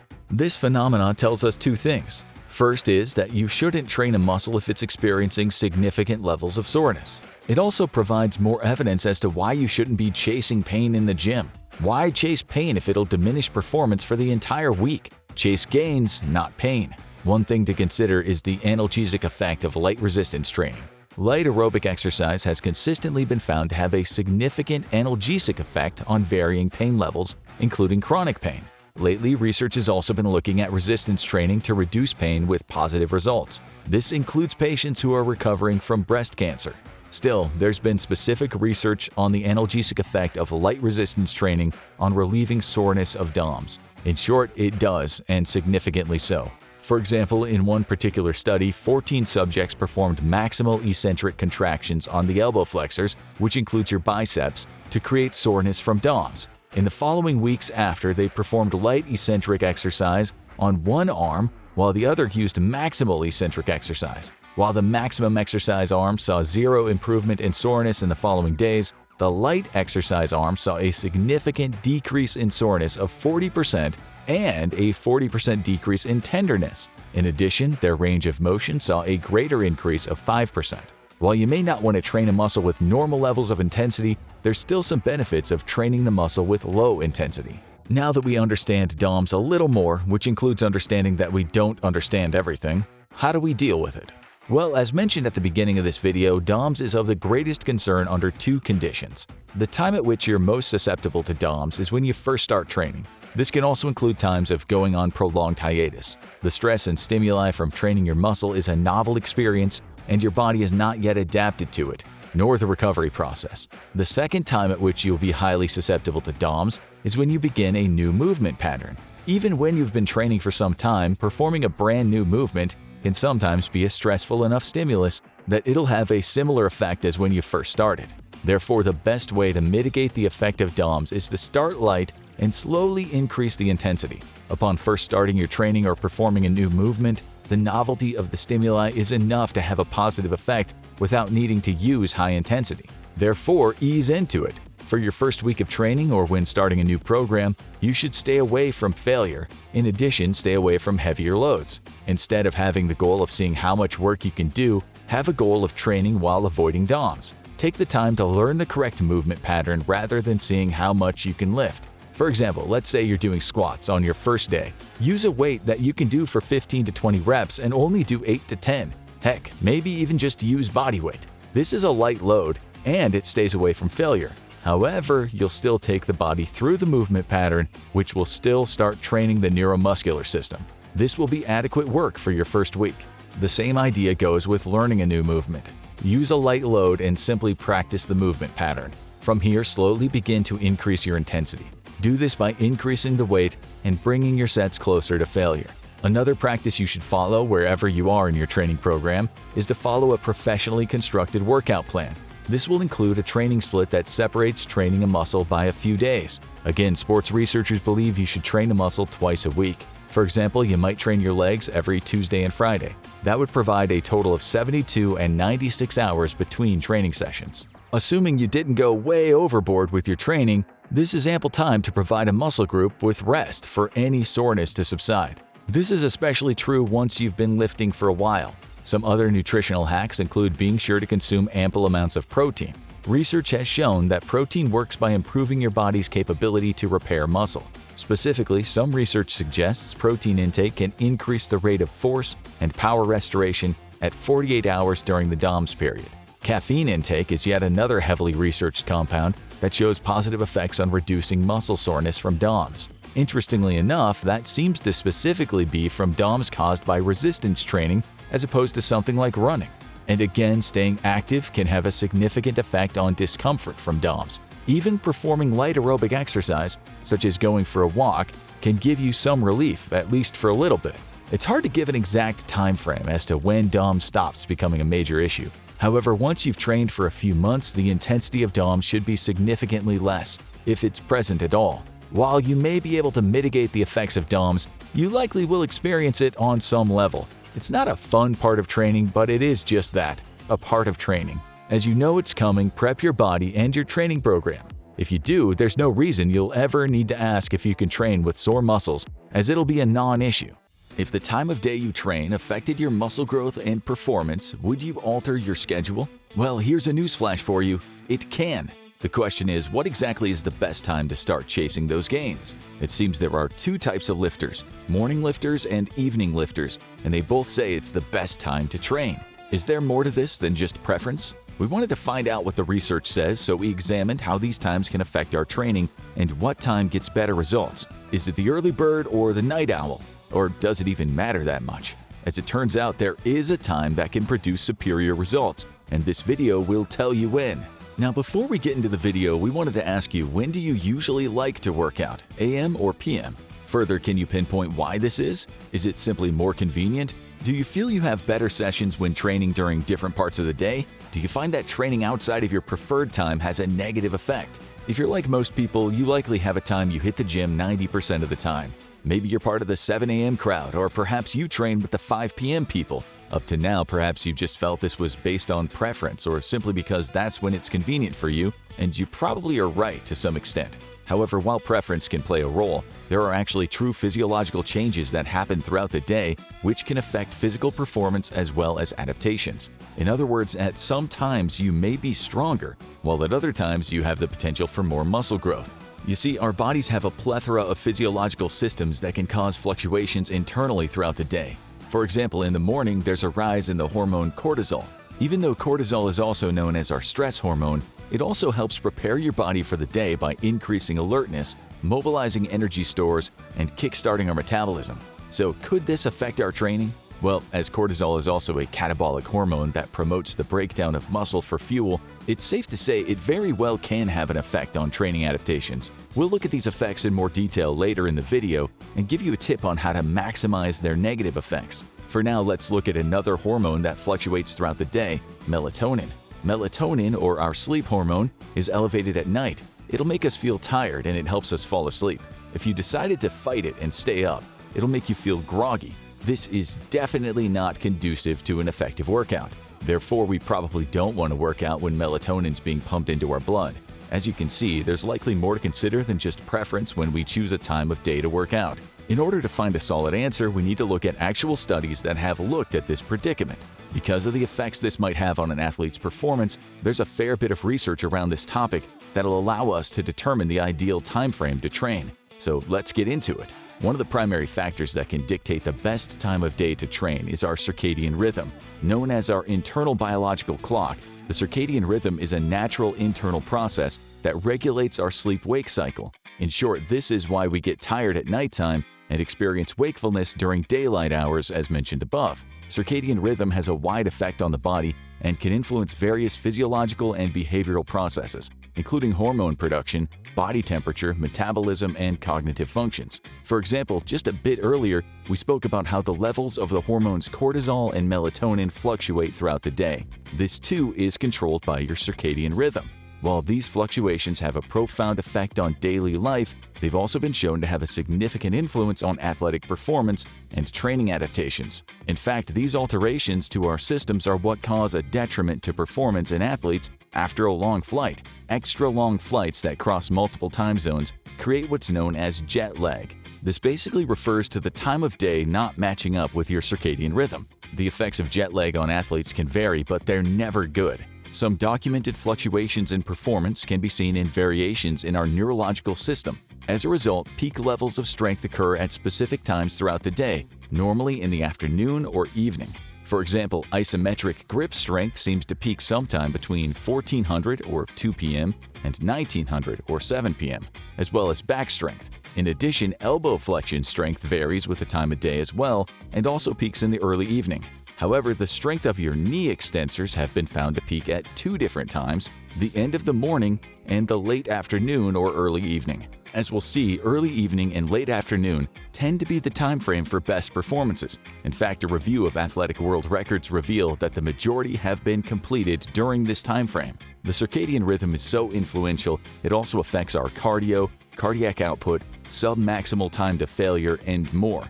Simply put, circadian rhythm can definitely play a role in affecting your workout. One of the more powerful physiological processes affected by the circadian rhythm is our endocrine system, or our hormones. We spoke about this briefly at the beginning of the video. Levels of testosterone, the male's primary sex hormone, and a major natural steroid hormone do not stay consistent throughout the day. Rather, it fluctuates from the time you wake up to the time you go to sleep. However, peak levels are present in the morning from 7 to 9 a.m. This is similar to the raised cortisol levels in the morning we know occurs. The levels of these two hormones are important as muscle growth can be affected by their ratio. In order to optimize muscle adaptations, you want high levels of testosterone and low levels of cortisol. Well, research has found that resistance training in the evening can improve the testosterone to cortisol ratio by decreasing cortisol the following morning. Yet another advantage of training in the evening. In addition to the above factors, researchers have tried to suggest other variables that can affect a person's performance during the day. One of the most basic explanations is that people's bodies are simply too tired in the morning, nor are they prepared to train. People will generally wake up dehydrated which needs to be remedied quickly upon waking before training. That's a major problem, as just a minimal amount of dehydration can have massive effects on performance. For example, just a 2.5% drop in body weight from fluid might result in a 45% drop in performance in high-intensity exercise. While the drop in strength and power isn't as profound, there's still a deficit of about 3%, while high-intensity endurance drops by 10%. On the other side of being dehydrated is being fasted. Depending on what time someone eats in the morning, consuming enough nutrition before training can be difficult. If a person's unable to consume adequate amounts of carbs and protein, they run the risk of seeing diminished returns. Not only can this be challenging time-wise, but some people find it difficult to eat too close to training. Now, let's say you're able to wake up, hydrate, and eat like a champ. Even if you go to the gym with perfect hydration and the optimal amount of nutrition to fuel your workout, there's still a major problem: your internal temperature. Of all factors, some researchers believe this may have the most profound effect. Upon waking, a person's internal temperature is simply lower. Some research has estimated that power output decreases by 5% for every 1 degree Celsius decline in muscle temperature, at least between 30 and 39 degrees Celsius. In other words, warmer muscles will lead to a better workout. The problem this presents for morning trainees is that our muscles are colder in the morning. It can take until about 3 p.m. for your muscles to hit their warmest temperatures. It'll then stay there until later in the evening. As you can see, your muscles experience a lot of alterations throughout the day. There's even evidence that shows there are architectural changes. In addition, the stiffness in tendons has been found to alter throughout the day. For example, the patellar tendon stiffness is 20% higher in the morning compared to the evening. So not only is there one factor that can affect your training time, there are in fact numerous factors. These can all affect one's performance and strength throughout the day. What's interesting is that most of these adaptations benefit training in the late afternoon or early evening. However, how does this play out in real life? Let's look at some studies that have specifically looked at training in the AM or PM to find the best time. In one study, 72 young men followed a training program using strength and endurance combined sessions for 24 weeks. Part of the study was to find if it's better to train strength before endurance or endurance before strength. However, it also aimed to discover if AM or PM training was best. Therefore, the men were divided into either a morning workout group or an evening workout group. The morning groups trained between 6:30 and 10 a.m., while the evening group trained between 4:30 and 8 p.m. Apart from training strength or endurance first, all other variables were equal. During the first 12 weeks, all of the groups saw an equivalent increase in the cross-sectional area of their muscles, indicating the timing does not matter. However, things changed after 12 weeks. During weeks 13 to 24, only the muscle mass of the evening group continued to increase, specifically by 5.1%. In total, the morning group saw an increase of 11.9%, while the evening group saw an increase of 19.8% after 24 weeks of training. It's important to note that while strength was measured as well, all groups improved with no significant differences over the 24 weeks. Another study, while not as significant as the one we just spoke about, hints that if one time does result in greater muscle growth, it would be in the evening. In this study, 24 untrained men took part in a 10-week preparatory phase, followed by a 10-week progressive training program. The primary muscles focused on were the quadriceps, and movements such as half squats, loaded jump squats, leg presses, and knee extensions were used. The men were then divided into two groups, a morning group, which trained between 7 and 9 a.m., and an afternoon group, which trained between 5 and 7 p.m. At the end of the program, variables such as strength and muscle growth were compared to their original baselines. The morning group saw an increase of 2.7% in the cross-sectional area of the quadriceps, while the evening group saw an increase of 3.5%. Now, even though the muscle growth of the evening group is 30% greater than that of the morning group, the study specifically states that the 0.8% difference between the training groups was not significant. From a practical point of view, while interesting, it's not anywhere near being significant enough for us to change our training schedule. While these two studies do seem to provide evidence that supports training in the evening, enter a new meta-analysis from 2023. A meta-analysis is conducted by researchers that gather all of the studies on a topic and then compares them to each other to gain a unified conclusion. Ultimately, this meta-analysis concluded that there is no clear evidence that supports training at any time of day. We can then look at another review, which also concludes there's not enough evidence to recommend a certain time. However, they also mention that individual studies do suggest that late afternoon or early evening training is ideal. So think of it like this. If there is a time that's better to train, it's late afternoon or early evening, but studies are not conclusive. Until now, we've primarily discussed factors that affect us physiologically or physically, such as dehydration. However, there are still other variables we have to consider: life circumstances. The first is variability between individuals. In other words, some people are simply morning people. There are those who wake up feeling refreshed and genuinely have more energy in the morning. As the day goes on, they might lose their energy or even their motivation. Other people may just have a highly stressful or highly physical job. These jobs can sap all the energy out of a person, leaving just enough energy to get home, take a shower, and have dinner. If a person falls into any of those scenarios, they may want to continue to train in the morning. Due to their unique circumstance, this could be the time period that produces better results, either physically or mentally. In addition, we haven't talked about the most important variable: consistency. We can't talk about the best time of day to work out without talking about consistency.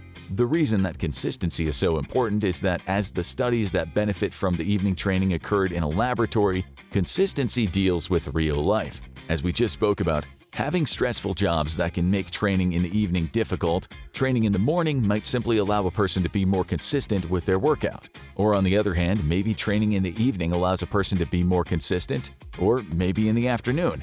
It doesn't really matter what time it is. If it allows you to be more consistent, that's probably your best choice. If you've listened to a person who's been training long-term speak about their progress, they almost always say that getting to the gym is just something they do. It's part of their day, like brushing their teeth. People are creatures of habit, and following a program that repeats itself daily can help implant it into your brain so that it's simply a part of your routine. For this reason, the morning does hold advantages for many people, as you can train first thing upon waking before the day starts. There are no business calls, no emergency errands, or family matters that can disrupt your well-intended plan for training in the evening. This line of thinking has actually been found to play out in real life. Research has found that morning sessions can lead to greater consistency in completing workouts in obese patients. As the patients complete more workouts, they then have better results in terms of weight loss and more favorable adaptations to their body composition. The mechanisms by which morning workouts can encourage consistency are listed by the researchers, who state that consistency in workouts may facilitate greater exercise levels by enhancing planning, fostering an exercise habit, and/or improving self-regulation. Anecdotally, but personally, we know that we are much more successful when training when it occurs at a specific time throughout the day. In fact, training at a time outside of our regular training time can actually feel foreign and awkward. Interestingly enough, this phenomenon seems to have some scientific research behind it as well. It has to do with the relationship between when one trains and when one performs. Studies have found that individuals who train in the morning perform better when they test in the morning, as opposed to the evening. On the flip side, those who train in the evening perform better in the evening compared to the morning. For example, those who trained in the morning would jump higher in the morning when testing vertical jumps. More evidence suggests consistency is the most important. Now, while not specifically studied, it would seem to make sense that this would mean you would perform better in the gym as well if you trained at the same time, especially over the long term. If we were to compare training at the same time for every session to always training at a random time, we would guess the consistent schedule would hold better results. Again, this is completely theoretical, but it's something to consider. Now let's look at another situation. Many people consider morning workouts simply to be the best time, and perhaps only time that a person can train. After looking through all the studies, there do seem to be a number of issues in the morning that could cause a setback to your training, such as a neurological deficit and cooler muscles. So what if there's absolutely no way for you to train at any time except for the morning? Luckily, there's actually a very easy and effective solution to rectify the problem, at least part of the problem. Research has found that your favorite drink in the morning can switch things up. Coffee! Well, not coffee specifically, but caffeine. Taking caffeine in the morning has been found to rectify a drop in neurological performance. A study had resistance-trained men perform performance tests, such as squats and bench presses. These tests were done under 3 conditions: in the morning at 10 a.m. with caffeine ingestion of 3 milligrams per kilogram of body weight, in the morning at 10 a.m. with placebo ingestion, and in the afternoon at 1800 hours with placebo ingestion. The total load and bar velocity were then measured. The results indicated that taking caffeine in the morning reversed the deficit seen without taking caffeine and brought performance levels up to the level seen in the afternoon. As mentioned, the dose used in this study was 3 milligrams per kilogram of body weight, so the dose is a bit larger than many are used to. With all of this information, the question still remains: should I work out in the morning or in the evening? As life is never straightforward, let's look at a couple of situations to see how we can apply the information. The first situation takes place in a make-believe world where you have the ability to work out whenever you want. In addition, in this world you have an easy schedule, meaning there are no stressful jobs or social obligations. In this world, you should work out in the evenings. As we saw in the studies above, while not conclusive in every study, other studies suggest that if there's a better time to train, it would be the evening.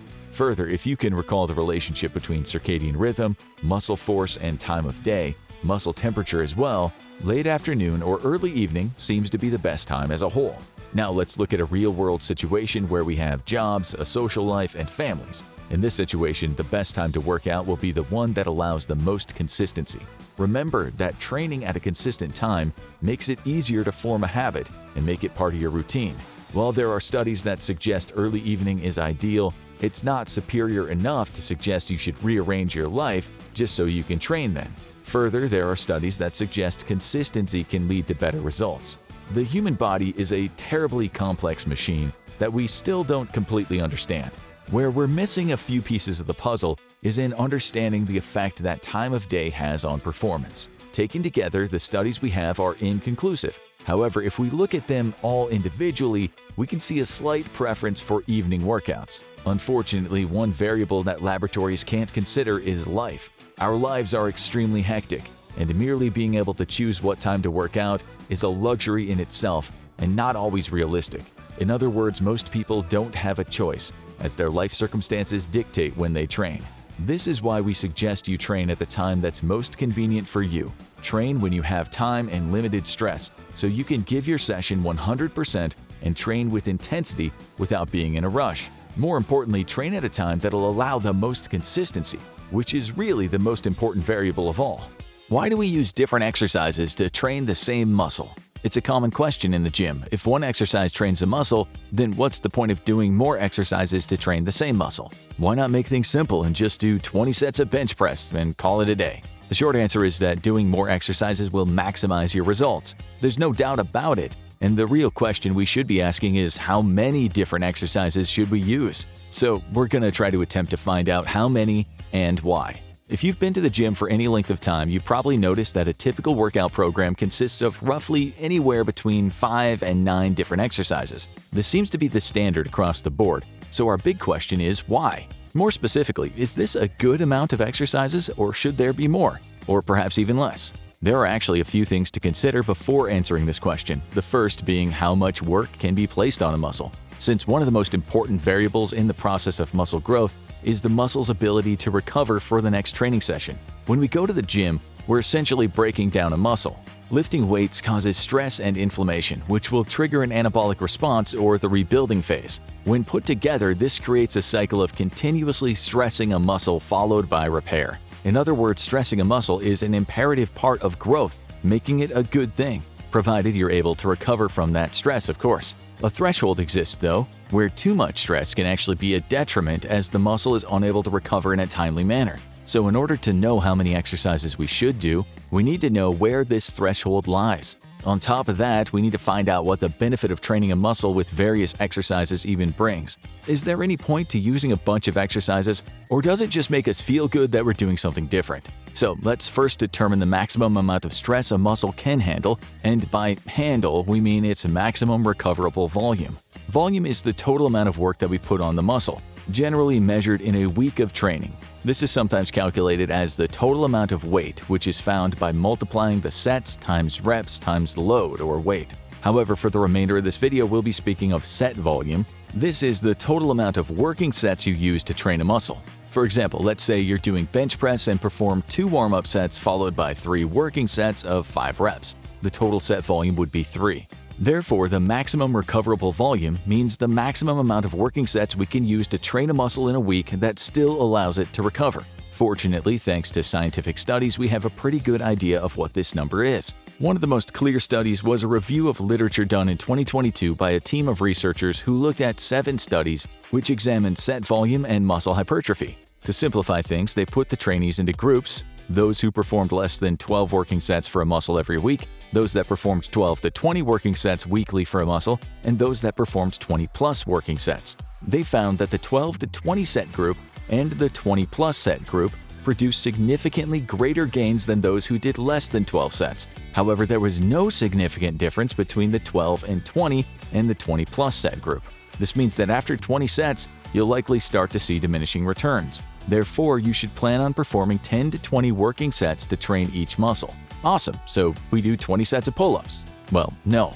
It's probably pretty obvious, but you shouldn't use just one exercise for all your sets. We've all heard that variety is the spice of life, and as it turns out, variety is also the spice of your lifting life. Here's why. It has to do with a phenomenon seen to occur within the growth of a muscle. If you're like most people, you probably assume a muscle is a muscle and will grow when it's activated.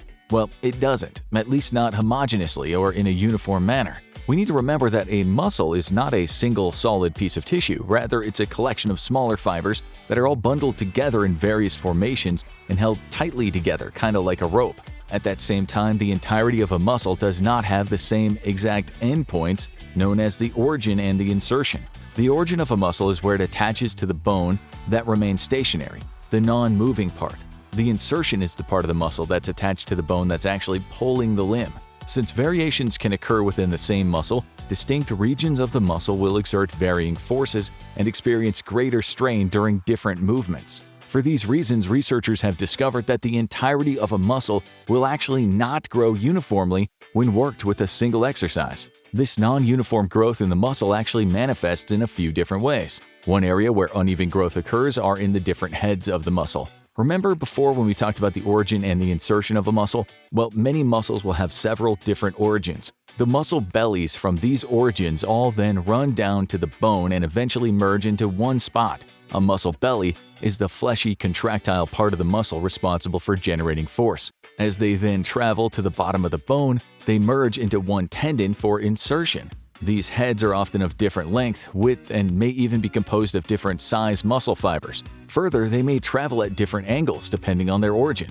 For example, your biceps have 2 heads, a short head and a long head. Your triceps has 3 heads, medial, lateral, and long head, while your quadriceps have 4 heads. While all these muscles will contract to perform a primary movement, each head will have a slightly different special job. For example, the posterior deltoid performs shoulder extension, or bringing the arm backward, while the anterior deltoid flexes the shoulder, bringing the arm forward. However, along with the lateral deltoid, they'll all contract to drive the arm abduction along the frontal plane.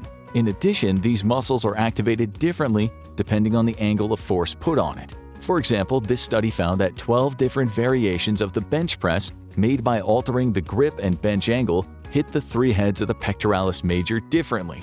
That is, different combinations of the bench press placed more or less growth on the different heads. What this means in application is that if you were to only choose one combination, you may get amazing growth for one of the heads, while the others would fall back. Still, while many people are somewhat aware of the idea of training the different heads of a muscle, it gets a bit more complicated since it seems that just about every region of every head can experience difference in growth. There was a large review from 2000 that researched the growth in muscle fibers, and the entire review was dedicated to looking at non-uniformity of muscle growth. In it, they looked at a study from 1996 that used 6 months to train the quadriceps with knee extensions. After that 6 months, the researchers found significant differences in growth of the 4 heads. When measuring the cross-sectional area of the quadriceps as a whole, the researchers found that the proximal region, those closest to the body, and the distal regions, those parts furthest from the body, increased by 19%, while the central region only increased by 13%.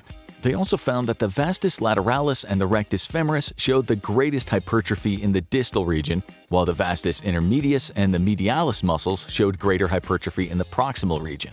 So basically, different regions of the 4 heads all saw different amounts of growth, and in fact, the review mentions that even single muscle fibers grow differently. Luckily, there have been studies that look at the results of using multiple exercises versus single exercises in a training program on muscle growth, such as a 2014 study where the researchers wanted to see what happens if you use just one exercise or multiple exercises to train the quads. The single exercises consisted of the squat, while the multiple exercise group trained the squat, leg press, deadlift, and lunge. The results were quite interesting. They found that both groups produced similar growth in the cross-section area of the quads.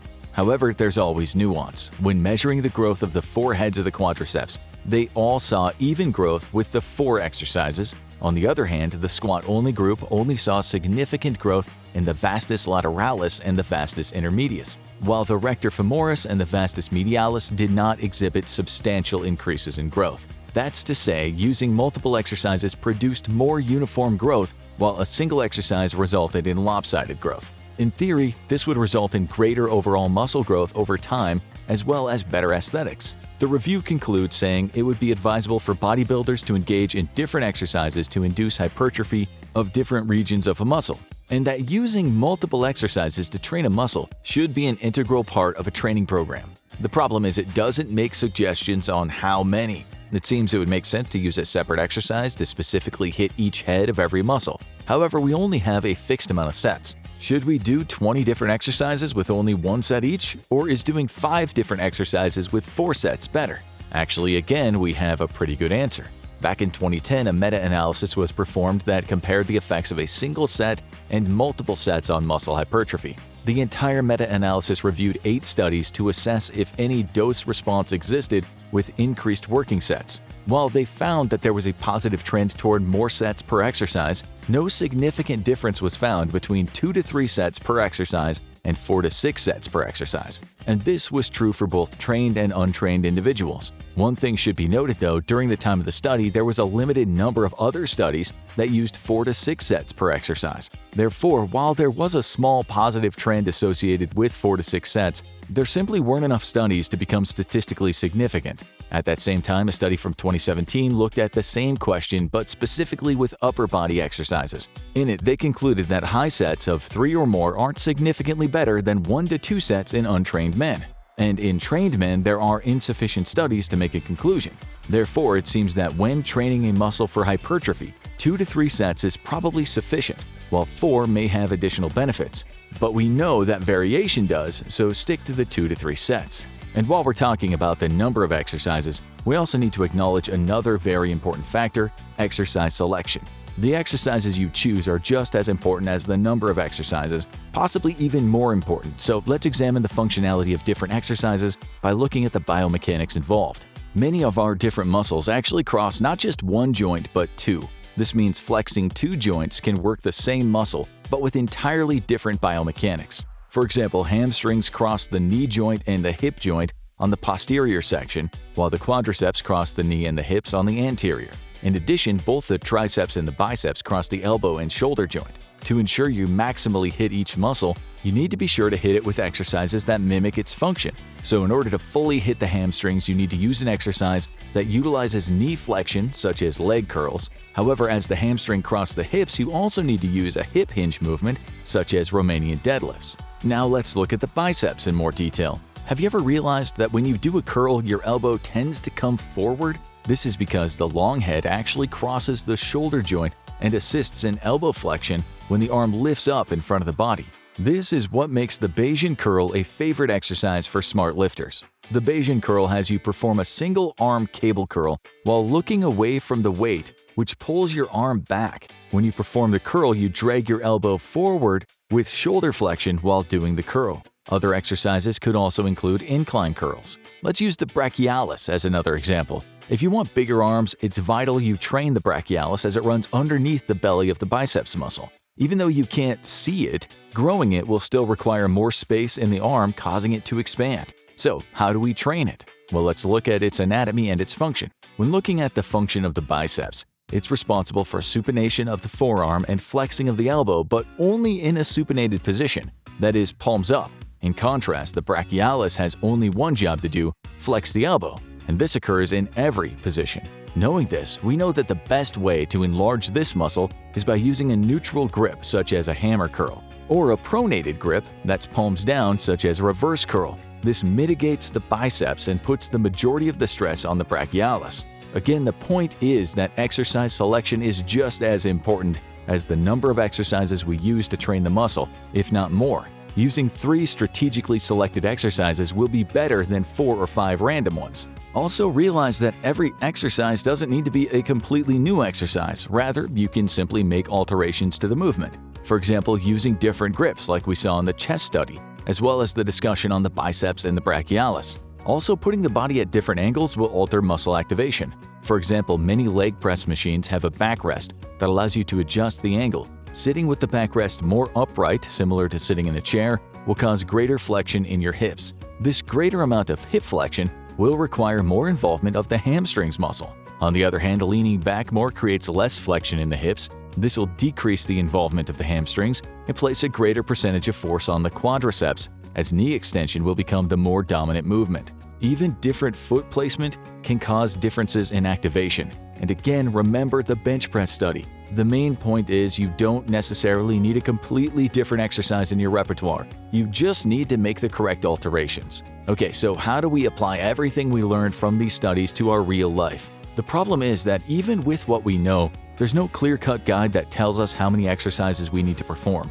But we can use all the information to make an educated guess. Let's first remember that a muscle should be hit with 10 to 20 sets per week. Now let's assume you train your muscle twice a week. Multiple studies have found twice a week to be the optimal training frequency, which you should train a muscle. That means that the muscle should be hit with 5 to 10 sets per session. We also know that each exercise should use 2 to 3 sets per exercise. This seems to be where the threshold for hypertrophy lies, since as you recall, once you start doing more, you start to see diminishing returns. While we could maybe use more sets, remember that variety is the key as far as hypertrophy is concerned. By sticking to smaller numbers of sets, we can utilize more exercises, aka more variety. So with that said, use 3 sets for your bigger primary exercises, while your smaller exercises could use 2.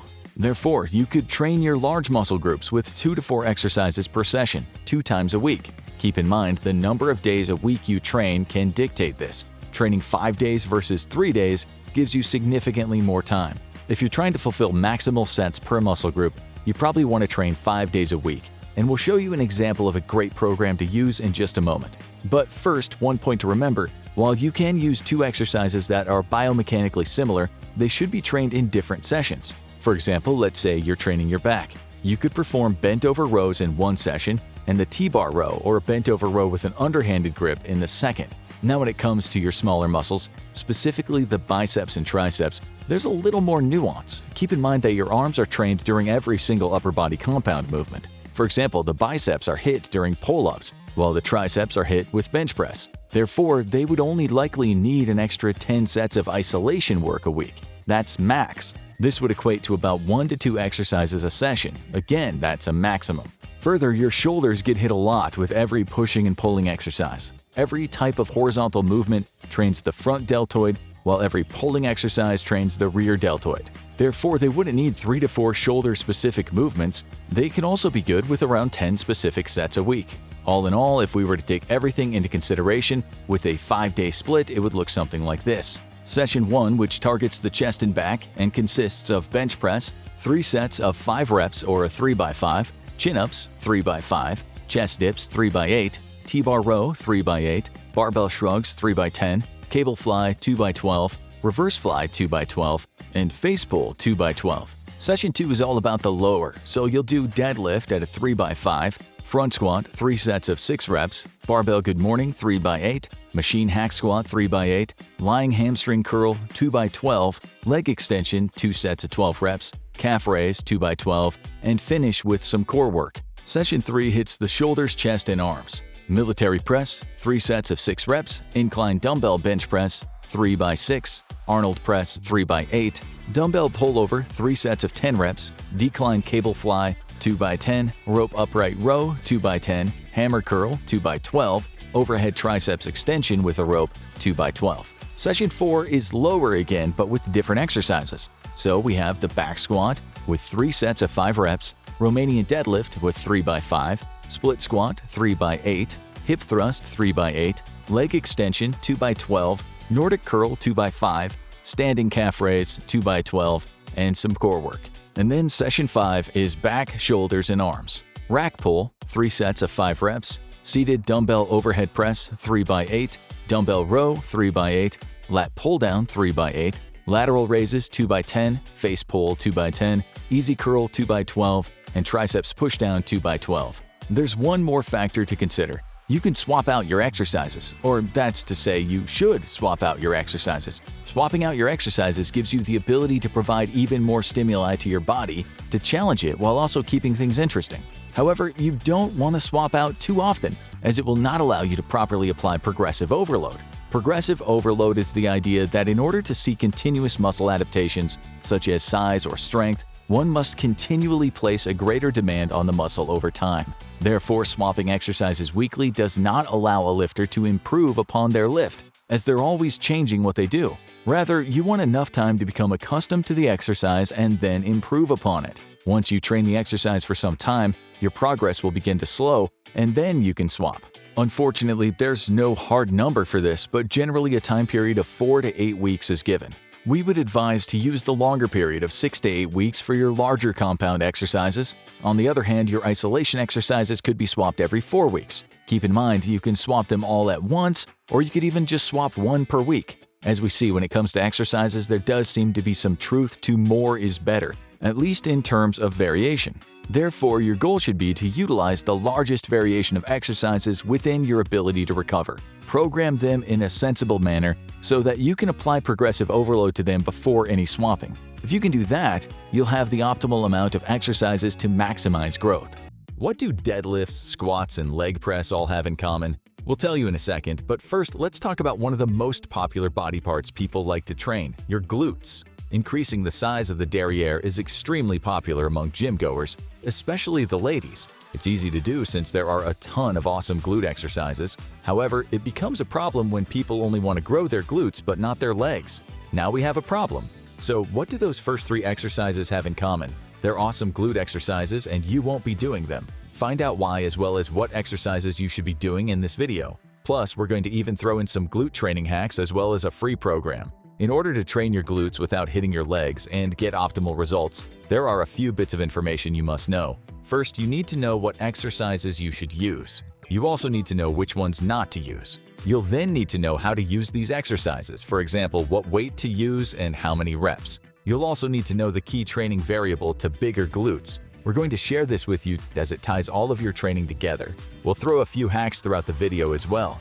Because of the complexity of the glutes, all these parts are essential, and if you fail on any of them, you'll be stuck with either small glutes or big legs. Be sure to catch all of these so you can be successful on your journey to bigger glutes. Now let's start this process by discerning what exercises you should use. This is probably the trickiest part, as it will determine if your legs will grow or only your glutes. Therefore, we need to have a small anatomy and physiology lesson. We promise it'll be small, but knowing the function of your glutes is vital to training it properly.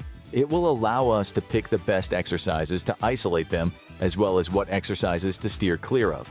Your glutes are actually made up of 3 muscles: the gluteus maximus, gluteus minimus, and gluteus medius. Together, they make up the strongest muscle group in the human body. They're situated on the back side of the body at the hips, between the lower back and upper part of the hamstrings. This makes it the literal link between the upper body and lower body. And we say link in the literal sense. Your glutes are part of a critical group of muscles collectively known as your posterior chain. Your posterior chain is a chain of muscles that runs down the posterior side of your body, the back side of it. It runs all the way from your neck, all the way down to your feet. The muscle right above the glutes is known as the erector spinae, commonly known as your lower back, and beneath the glutes are your hamstrings. In this format, your posterior chain acts as a flexible support system for the body with your glutes as the pivotal muscle. Due to this centric location, your glutes are involved in just about every single movement you do throughout the day. They're the literal powerhouse of the body. Because your glutes are involved in so many movements, there are a lot of great exercises to train them. At the same time, their involvement in everything makes it difficult to isolate them. Seriously, they're always interacting with other muscles. This is going to limit the amount of exercises you can do, and all the usual suspects are off the list. But before we decide what ones we want to do, let's take a closer look at the glutes function. One of the primary functions of the glutes is to extend the hips. This occurs when your hips are flexed and must return to the erect position. Further, this flexion can occur in 3 positions. The first is when the torso is bent over and must be pulled back to an erect position. Think about a back extension for this movement.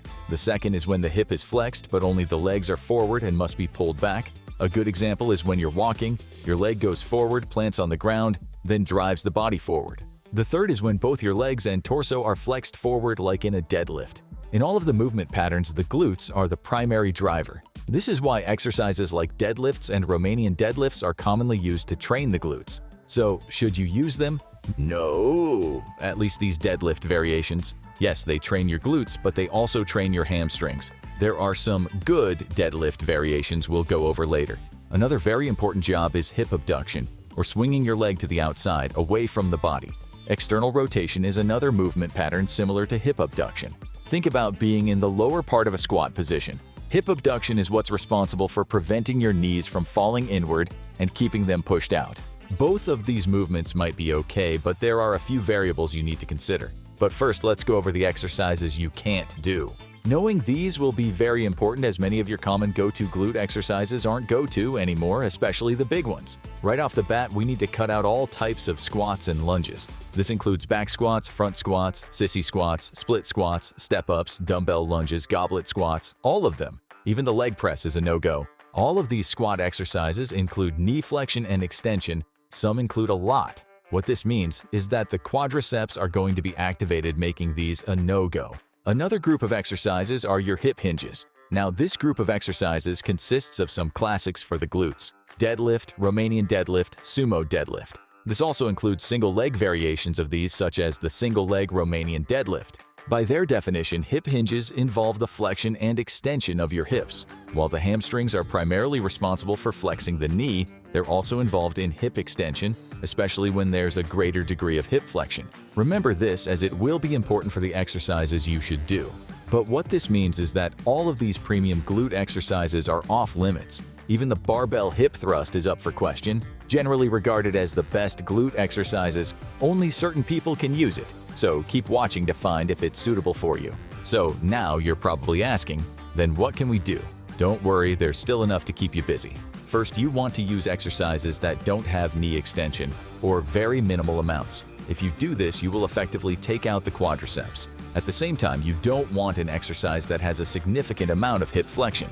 Again, higher degrees of hip flexion will utilize the hamstrings. On the other hand, a less amount of flexion will have less hamstring involvement. Before we get into the green light exercises, we wanted to address two exercises that may be okay if you do them correctly. The first is the American deadlift. The American deadlift is very similar to the Romanian deadlift, or RDL, except there is more emphasis in hip extension at the top of the movement. In fact, the exercise is performed by actually ending with a slight posterior pelvic tilt, making it a more glute-centric exercise. However, as there is hip flexion, it can still recruit the hamstrings similar to the RDL. One way to mitigate the involvement of the hamstrings is to not allow the barbell to go below your knees. From here, it will be up to you to decide how much risk you want to take. Another movement which is in the maybe category are rack pulls. Rack pulls are basically deadlifts, but the bar starts from a raised position. It's this raised position which changes its appropriateness level for glute-only training when compared with the deadlift. Technically, you can do a rack pull from any position, from just 2 inches to above your knee. From a training perspective, this allows you to work on various sticking points in the movement, or places that you're weakest at.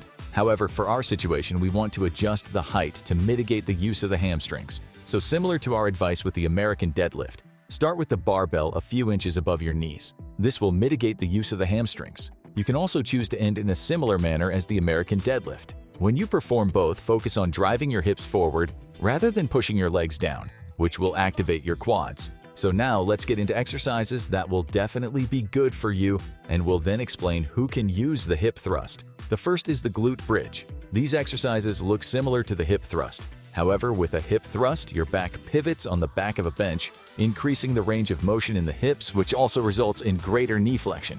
These two variables are what challenges the quadriceps and hamstrings. In comparison, the glute bridge has your back stay on the ground throughout the whole movement. This mitigates the range of motion in both your hips and knee, making it more glute-centric. It's also easily modifiable, making it easy to load. This makes it a great primary exercise when trying to isolate the glutes. When you perform them, concentrate on squeezing your glutes and thrusting them forward. You can also perform another variation, a raised feet glute bridge.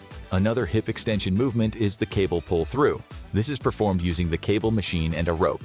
You stand facing away from the machine and the cable going between your legs where you hold with your hands. Allow the cable to pull your hips backwards and then powerfully extend your hips, concentrating on squeezing your glutes. Kickbacks are another great option. A kickback is performed by starting with a bent knee.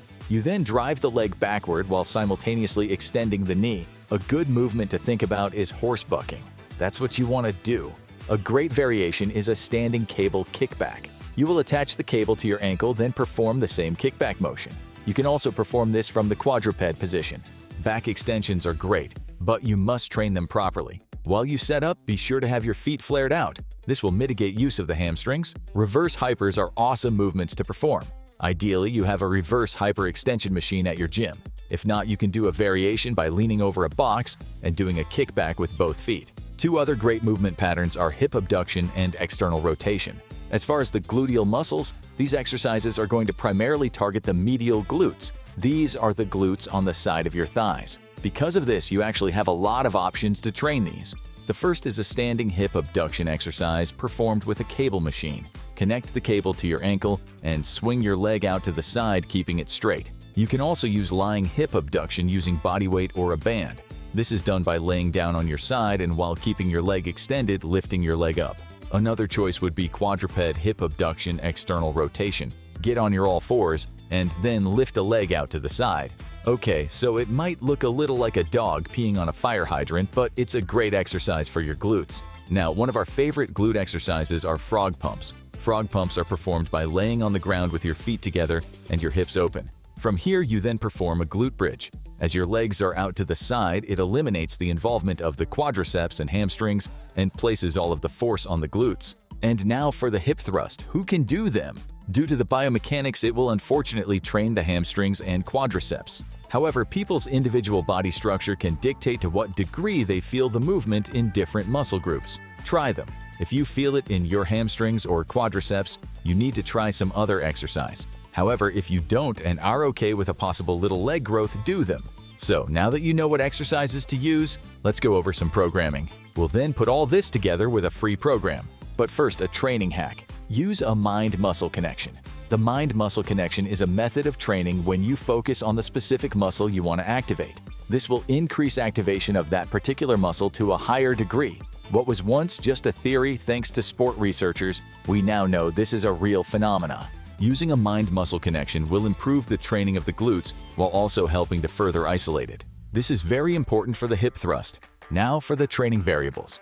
Of all variables that can affect glute growth, total volume is the most important. Training volume refers to the total amount of work that a muscle performs throughout the session or week. Researchers have built a well-established relationship that shows a dose response. This means that more volume results in more muscle growth. Therefore, in order to maximize growth in your glutes, you need to choose the training variables that maximize volume. If you don't, you sacrifice growth. The first variable is training frequency. Training frequency refers to how many times a week you will train the glutes. Will you train once, twice, even 3 times? Under normal situations, researchers believe that training a muscle twice a week produces the most growth with the greatest intensity. However, there's also reason to believe that training a muscle 3 times a week may even be better, at least for a short time.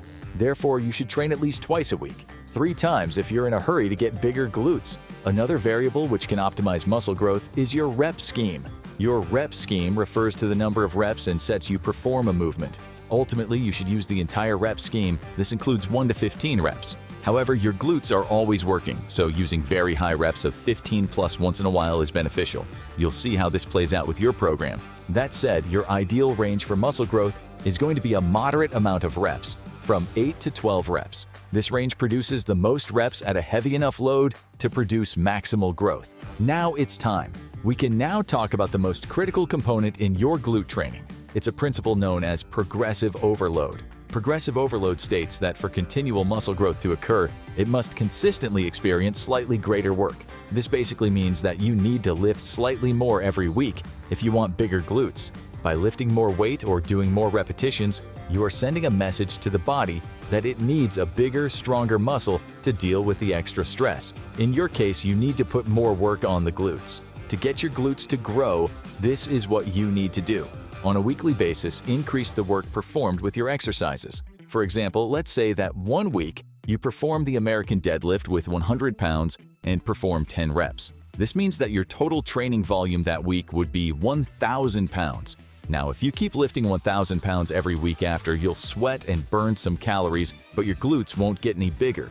Therefore, the next week you're going to want to lift more than 1,000 pounds, maybe 1,050 or 1,100 pounds. This process continues on, and you will grow your glutes. Here we go, we promised you a free glute training program to grow your glutes while not building your legs. Here it is: American deadlift 4x8, raised feet glute bridge 4x8, frog pumps 3x10 to 12, rope pull through 3x10 to 12, standing cable kickback 3x12 to 15, standing cable hip abduction 3x12 to 15. Use this template 2 to 3 times a week and swap around exercises as needed for optimal glute growth.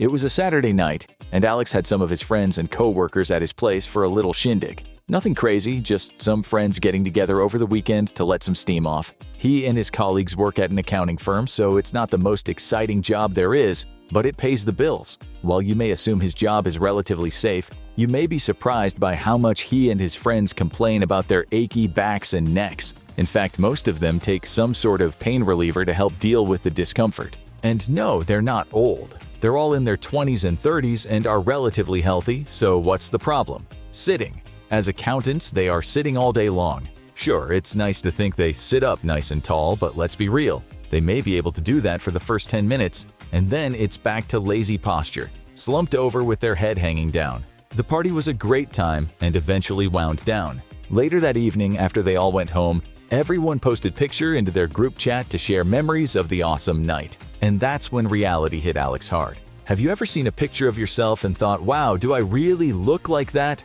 Well, that's what Alex thought. Even though he's relatively tall at 6 feet tall, his shoulders were hunched over with his head hanging low, making him look a couple of inches shorter. He's not an expert, but you didn't need to be to see that his posture was bad, real bad. Unfortunately, he didn't live in a city that had gyms on every corner. The closest gym was about 45 minutes away, and there's absolutely no way he could make that work with how busy his schedule is. Is he doomed to have poor posture forever? Will he ever look like he's actually 6 feet tall in his pictures? Luckily, he had a computer and Wi-Fi, so he had access to all the information in the world. After a couple of hours of research, he was able to find a plethora of awesome exercises that he could perform at home. The only piece of equipment he would need are resistance bands for some of the exercises. As those are easy to get, he thought, no problem. Even better is he saw a plethora of studies that specifically used resistance band exercises to improve postural issues, so he knew that was enough. He also came across some amazing benefits he would get if he could improve his posture.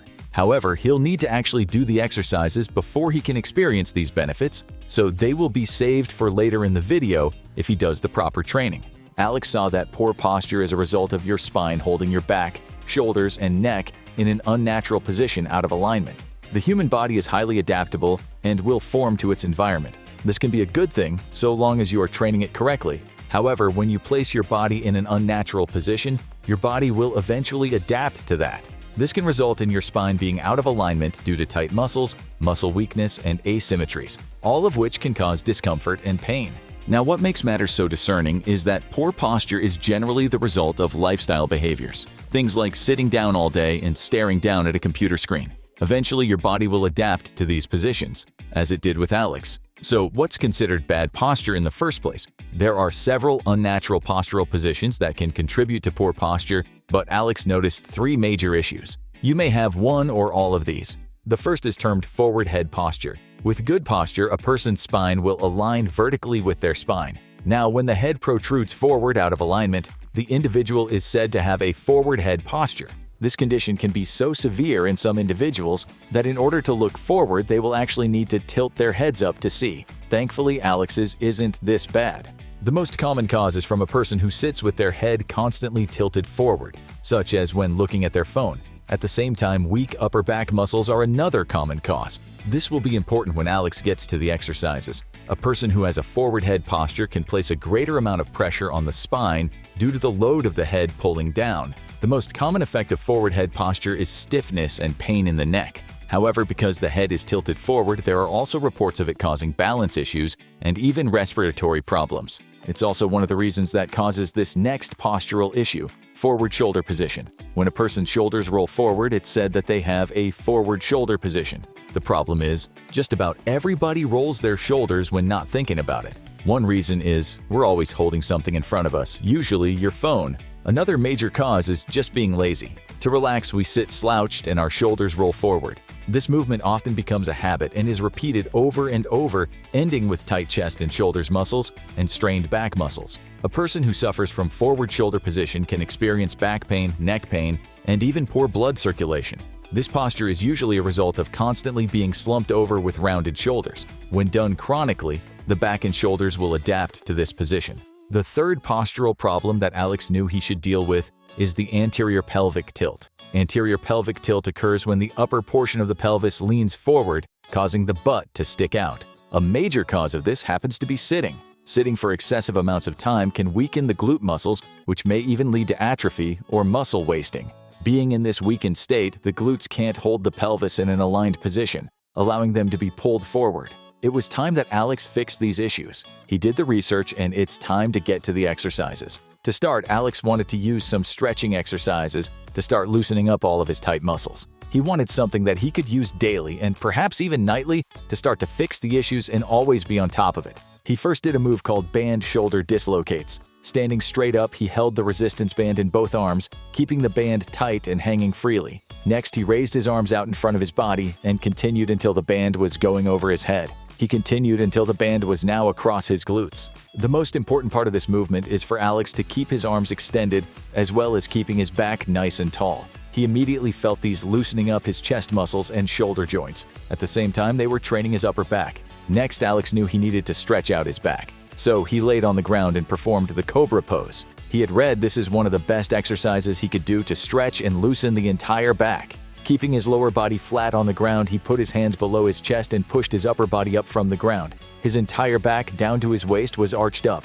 Holding this position, it gave his entire back an awesome stretch. One more for good luck, Alex thought. He wanted to perform what are called thoracic rotations. He got down on all fours and sat back on his heels. Keeping one hand on the ground, he placed the other behind his head, starting with his elbow down. Then he rotated his elbow up towards the sky, rotating his back. He held in this top position and then came back down to repeat. So now that Alex was feeling more loose, he thought it was time to get to the exercises. Alex had learned about a movement known as wall slides, which looked like a good place to start. To perform them, he leaned up against a wall with his entire back flush on the wall. Next, he brought his arms to his side with his elbows at a 90-degree angle, as if he was making a field goal hand signal. Keeping his back on the wall, he lifted his arms up above his head. He noticed that the middle of his back got really tight and the higher his arms went up. The first time that Alex attempted this exercise, he was only able to get about halfway up before his arms or back would begin to come off the wall. This indicated that Alex had tightness in his shoulders and upper back from his years of sitting slouched over. He would just need to follow this training regime consistently over time to loosen up these muscles. As he had been practicing poor posture for years, he knew he couldn't expect to fix it overnight. After his shoulders were feeling loosened up, he wanted to start to strengthen his dysfunctional muscles to fix his posture. Weak back muscles in general are a major contributor to poor posture, so Alex decided to start with some basic rows. If he has a sturdy object, Alex would have attached the resistance band to that, but he did not. No problem, he will just use his legs. He sat down on the ground with his legs fully extended. He then wrapped the resistance band around his feet and then held the two ends. Ready to go!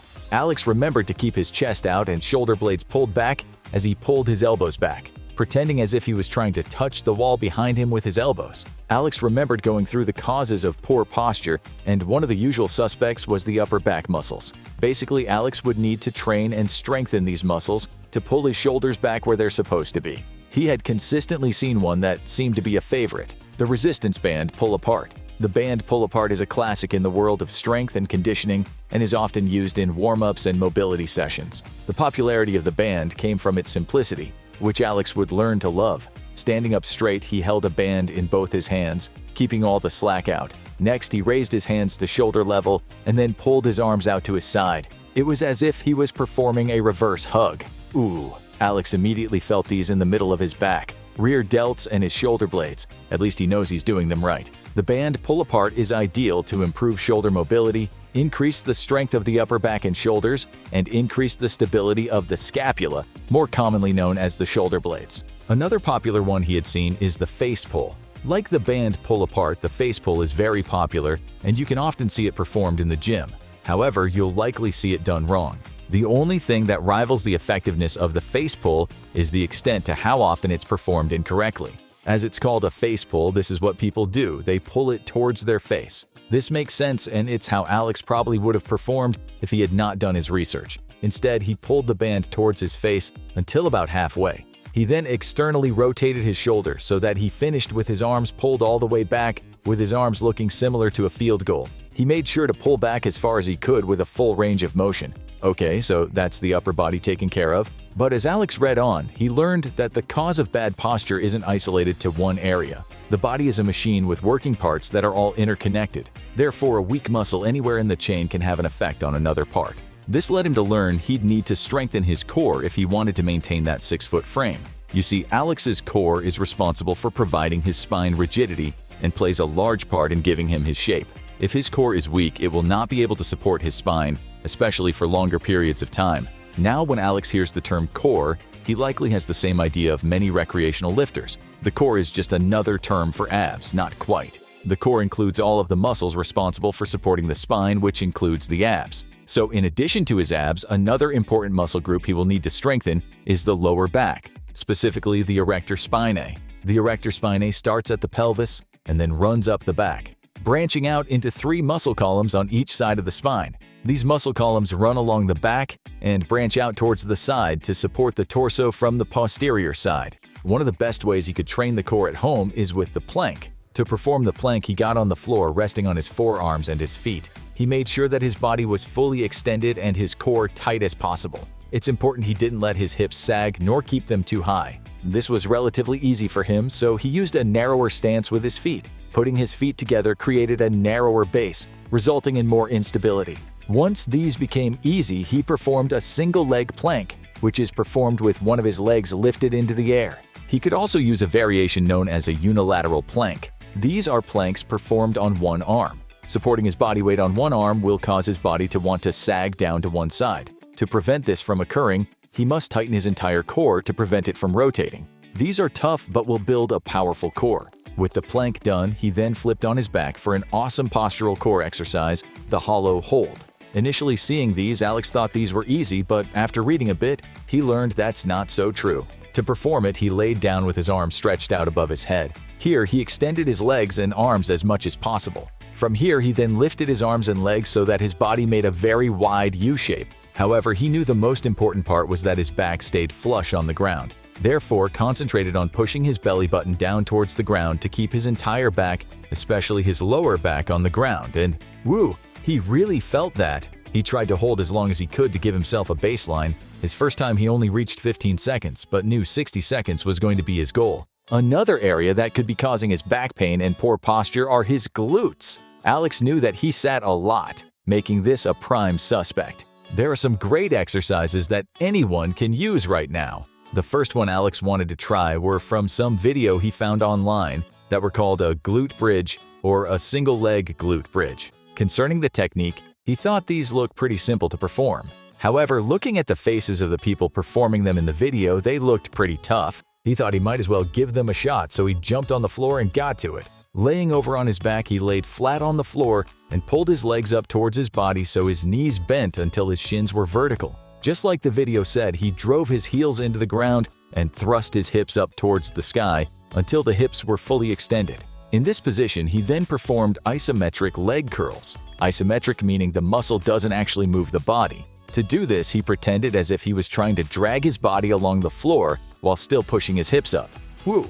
He really felt these. He then tried to do a single-leg glute bridge. This is basically the same exercise, but you support your body with just one leg. Other than that, everything is the same. Alex attempted to do one, but they were really difficult to do. No worries, those can just be a goal to train for, so he'd try again when he was stronger. Next, he wanted to try a staggered stance Romanian deadlift.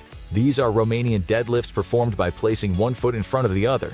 Not only will this shift a higher percentage of his body weight to the forward foot, It also creates a tighter stretch in the hamstrings and glutes. Since Alex doesn't have access to weights, this version will be great. Standing with one foot flat on the ground, Alex then took his other foot and placed the toe just behind the heel of the forward foot. Next, he pushed the hips back slightly and lowered his torso. It's important that Alex keeps his shoulder blades pulled back as he goes down. He saw this point made several times. The main objective is not to get your hands as low as possible. You want tension to build up in your hamstrings and glutes. Therefore, he knew not to bend his knees more just to get lower.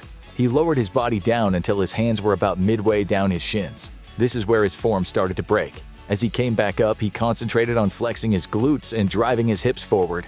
Wow. He just did 3 postural stretches and 8 strengthening exercises. He can't say he was perfectly fixed, but he sure felt good and a bit looser, at least for the moment.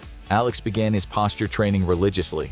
During this time, he started seeing amazing results. First off, his posture began to improve, and Alex still saw benefits aside from improving his posture. He noticed that his achy back began to feel much better, until eventually there was no discomfort at all. He would normally need to turn to over-the-counter pain relievers when he was having bad days, but he had always known those simply masked the problem rather than fix it. He just wasn't sure what else to do until now. Well, studies have found that performing strengthening exercises for postural correction can have a better effect at improving pain. And Alex was proof. He no longer needed to go to the pharmacy anymore. He just needed to follow his program. At the same time, something unexpected began to happen. He gradually found himself to just be happier. He never really thought of himself as being negative, but as his posture improved, he definitely began to notice that he was building confidence and seemed to be more positive. He then remembered the studies he saw when he first began. Research has found that improving one's posture can have a profound effect on one's self-esteem and general mood. At the same time, it has been found to improve general fatigue brought about by depression.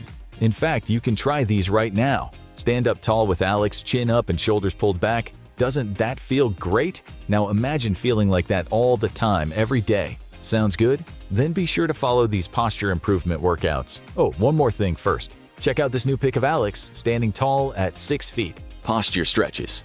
Band shoulder dislocates, 10 to 15 reps. Cobra pose, 5 to 10 reps with 3 to 5 second pause at top. Thoracic rotation, 10 to 15 reps per side with 2 to 3 second pause at top. Posture strengthening workout. Wall slides, 10 to 15 reps. Seated rows, 10 to 15 reps. Band pull-aparts, 10 to 15 reps. Face pulls, 10 to 15 reps. Planks, 30 seconds. Hollow hold, 10 seconds. Glute bridge, 10 to 15 reps. Staggered Romanian deadlift, 10 to 15 reps per side. Repeat for 2 to 4 sets each. It was a lazy Sunday afternoon and Dan was doing his usual thing, spending his time on the couch flipping around from game to game. As he was getting real comfy, he started to doze off when it happened. This commercial came on, a commercial for the brand new T3000 turbo motorcycle. He'd always dreamed of owning this bike. Cruising around America, just him and the open road, thoughts began running through his head about all the adventures he'd have and the places he could go. He could almost feel the wind in his hair when all of a sudden his dream came crashing down. For the low price of $35,000. He's not sure who on earth thinks that's low, but it's certainly not him. There's no way he could afford that. At least I have my dreams. But as fate would have it, an opportunity came on the television. An opportunity to win that bike. A brand new gym was opening up in town. To increase their membership and raise awareness on health, they were running a contest. A really big contest. How much weight can you lose in a year? At first, Dan thought that was pretty extreme. A year? That's a big commitment. Well, this was not an accident, as the gym knew what they were doing, as Dan would find out later. In reality, it had been a while since Dan had ever been to the gym. It's been a long while. Actually, the more he thought about it, and if he was being honest, Dan had never been to a gym. Ever. Sure, when he was a kid, he played the usual pickup games of basketball and would throw the ball around once in a while, but he never really took his fitness that seriously. As he grew older, life did what life does and began putting all of the usual stresses on him. You know, work, family, work, social life, domestic chores, a little more work. All of this had taken a toll on his health, and by health we mean he gained weight. He had seen a video from the TWS channel and heard all about what can happen if one has too much extra weight. Higher rates of diabetes, heart disease, cardiovascular disease, and even cancer. It seemed that high body fat resulted in an increase in every disease. However, that still never motivated him. And then the commercial announced the winning prize, a free 1-year membership and $35,000. This was a chance for getting the bike of his dreams. Rubbing his ever-growing belly, he knew this was a real chance to get fit and win his bike. Like many people, Dan has the desire to lose weight. Some do it to look better, some do it for health reasons, and some people do it to win a bike. Actually, Dan is probably the only person to lose weight just to win a bike. Regardless of the reason, losing weight for a year is an aspirational goal. As a newbie, there is a lot that Dan is going to need to learn if he wants to optimize his total weight loss. There are so many different variables that could affect his total loss. His training, nutrition, and sleep. These are just a few areas he will need to change if he wants to get his bike. However, if he gets it right, Dan could lose a considerable amount over the next 365 days. How much? We'll look at his journey to see what he learns, mistakes he makes, and where he gets it right. Heck, there's even a possibility he could throw in the towel and gain weight. Unfortunately, this is a not-so-uncommon occurrence. But Dan was motivated. With high hopes in store, he pulled into the gym to find the parking lot full. The only parking spot that was open was all the way back, on the opposite of the gym. Obviously annoyed, Dan would begrudgingly take the spot and began his long walk to the gym, huffing under his breath. This was the first sign that Dan did not fully understand weight loss. He also didn't comprehend how much work he was going to need to do to lose weight for the $35,000. Too often, new weight loss trainees can think that weight loss is something that walking across the parking lot contributes to something called NEAT, non-exercise activity thermogenesis. NEAT is basically the calories that we burn from activity that is not exercise. This can be things like washing your dog, making dinner, and walking across a parking lot. Many people losing weight, like Dan, made the mistake by overlooking this for extra calories burned and only focusing on exercise for burning calories. He doesn't know it yet, but he'll learn just how much extra weight he could lose if he just spent more time crossing long parking lots. Another thing Dan underestimated was how many people wanted his $35,000. As he made his way into the gym, he passed a sea of people waiting to sign up. Up until now, Dan hadn't really thought about how much weight he wanted to lose or needed to lose. But listening to others speak, he heard claims of 50 pounds, 100 pounds. He even heard one bigger guy bet he was going to lose 200 pounds. This was Dan's first inclination that this contest may not be as easy as he had thought. While he was big, he wasn't that big. In fact, he didn't even have 200 pounds to lose. And he was right. The amount of weight that a person is able to lose can heavily depend on how much they have to lose in the first place. Individuals with a higher body fat percentage are going to have an easier time losing weight. As in Dan's situation, some individuals may have 150 pounds of fat to lose, while others barely even weigh 150 pounds. At the same time, those with higher body fat percentage are able to get into a larger caloric deficit without needing to worry about things such as metabolic damage or muscle wasting. We'll see what these are later, as some of his fellow trainees will experience them. Dan really wanted to get this bike, and he realized he was going to need to get some help with his year-long weight loss journey. Luckily, the gym had plenty of trainers available that were offering their services. To market themselves, many trainers offered guarantees such as 30 pounds your first month or 5 pounds weekly. Unfortunately, all of these trainers were all booked up first, and Dan had come too late. Then Dan saw a trainer named Antonio. He didn't offer any guarantee, but he looked fit and respectable. He was also Dan's only choice. So, as there were no other options, he signed up with him. They began to talk about how they were going to tackle this weight loss journey. The first question Dan asked was, "How much weight do you think I can lose?" "I can't guarantee you anything, as it will be up to you. However, I will tell you what you need to do. Let's not even worry about specific numbers at first. Let's just focus on what you need to do." And his trainer started to break down the plan that was going to win his bike. The first thing they went over were the best exercises to use to lose weight. Dan had heard of things like fat-melting exercises and certain routines that torch fat. What are those? I want to do those. Who wouldn't want to torch fat? Unfortunately, there will be no fat torching for Dan's 365 days of training, as there are no fat-melting exercises that he can do. This is an area where many beginners can be led down the wrong path and make mistakes. Yes, there are certain types of training that will burn a few more calories than others. However, in the grand scheme of things, these extra calories would make a very small dent in Dan's overall weight loss. He'd also be giving up the primary benefit of weight training during weight loss. Dan will learn this later. Still, he heard some other trainers telling their clients about the afterburn effect. In fact, a trainer on the other side of the gym was telling his client about it. This got Dan a little worried he may lose. His opponents were going to use exercises that cause afterburn. How can he compete with that? This is referring to EPOC. Exercise post-oxygen consumption. After you quit training from intense exercise, your heart and breathing will still be elevated after a session, and your body needs to come back down to its base levels. The calories it needs to do this is termed as EPOC. Many fat loss trainees will partake in things such as HIIT or intense circuit training to maximize their EPOC, as they'll keep burning calories after they train, or so they're told. Now, there's nothing wrong with these types of training and definitely have positive benefits, but EPOC isn't one. Now, EPOC does exist, but it only burns an extra 6 to 15% of calories. In practice, this only equates to around 30 to 50 extra calories per session. This means it can mean an extra 100 to 250 calories per week or 400 to 1,000 a month. It's great that it occurs, but it shouldn't dictate your choice of training. Still, as we're speaking of fat loss trainees, many of them simply don't have the fitness levels to effectively complete this type of training. The good thing is there's a better weapon that Antonio has in store for Dan. A secret weapon to maximize his fat loss. So what are we going to do then? Dan asked. We're going to focus on using exercises that are effective at maintaining muscle mass. Big compound movements that use multiple muscle groups. Squats, pull-ups, rows, deadlifts. These will make up the bulk of your training.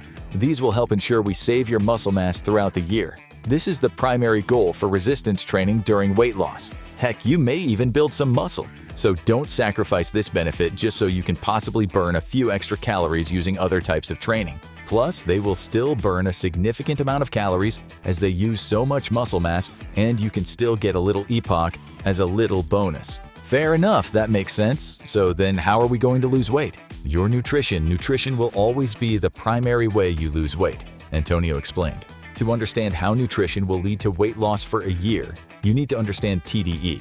TDE stands for Total Daily Caloric Expenditure. This is basically how many calories Dan uses every day. It's composed of 3 parts: BMR, basal metabolic rate, physical activity, and something called the thermal effect of food. BMR is the amount of calories that the body uses to support basic life function. This is how many calories Dan would need if he laid down and didn't move all day. Things like brain function, breathing, and every other process in your body requires energy. In fact, for the majority of people, this composes the largest amount of calories and accounts for 60 to 70% of your total calories. The next section is your energy expenditure and actually comprises 2 parts, both of which Dan had dealt with already.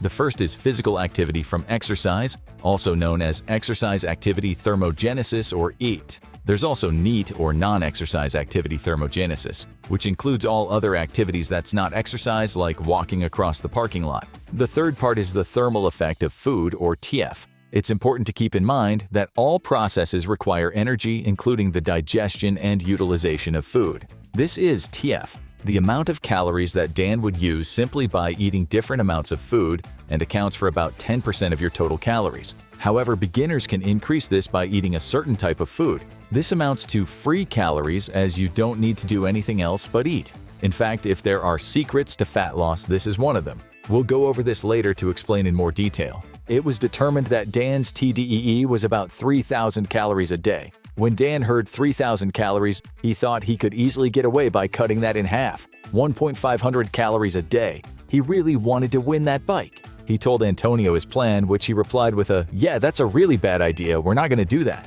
Many new trainees overestimate what they can maintain long-term. Sure, Dan might be able to maintain that diet for a week or so, but a year is a very long time.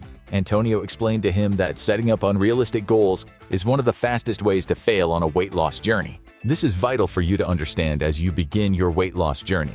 If a plan is too extreme, you will almost certainly fail. How many times have you seen a person go on an extreme diet but only stick to it a month or two? Maybe even you have done this. As a beginner, Dan needs to understand that his excess fat is just the symptom of the real problem. You may be able to fix the symptom of excess weight for a little bit, but unless he fixes the cause, he'll gain it back. If Dan wants to be successful, he needs to adopt an active lifestyle and follow a sensible diet. The diet you eat during weight loss doesn't need to be a special diet. You just need to eat smaller portions of foods and maybe make some swaps: whole milk to skim milk, chicken thighs to chicken breast. There's really no need to do any extreme diets.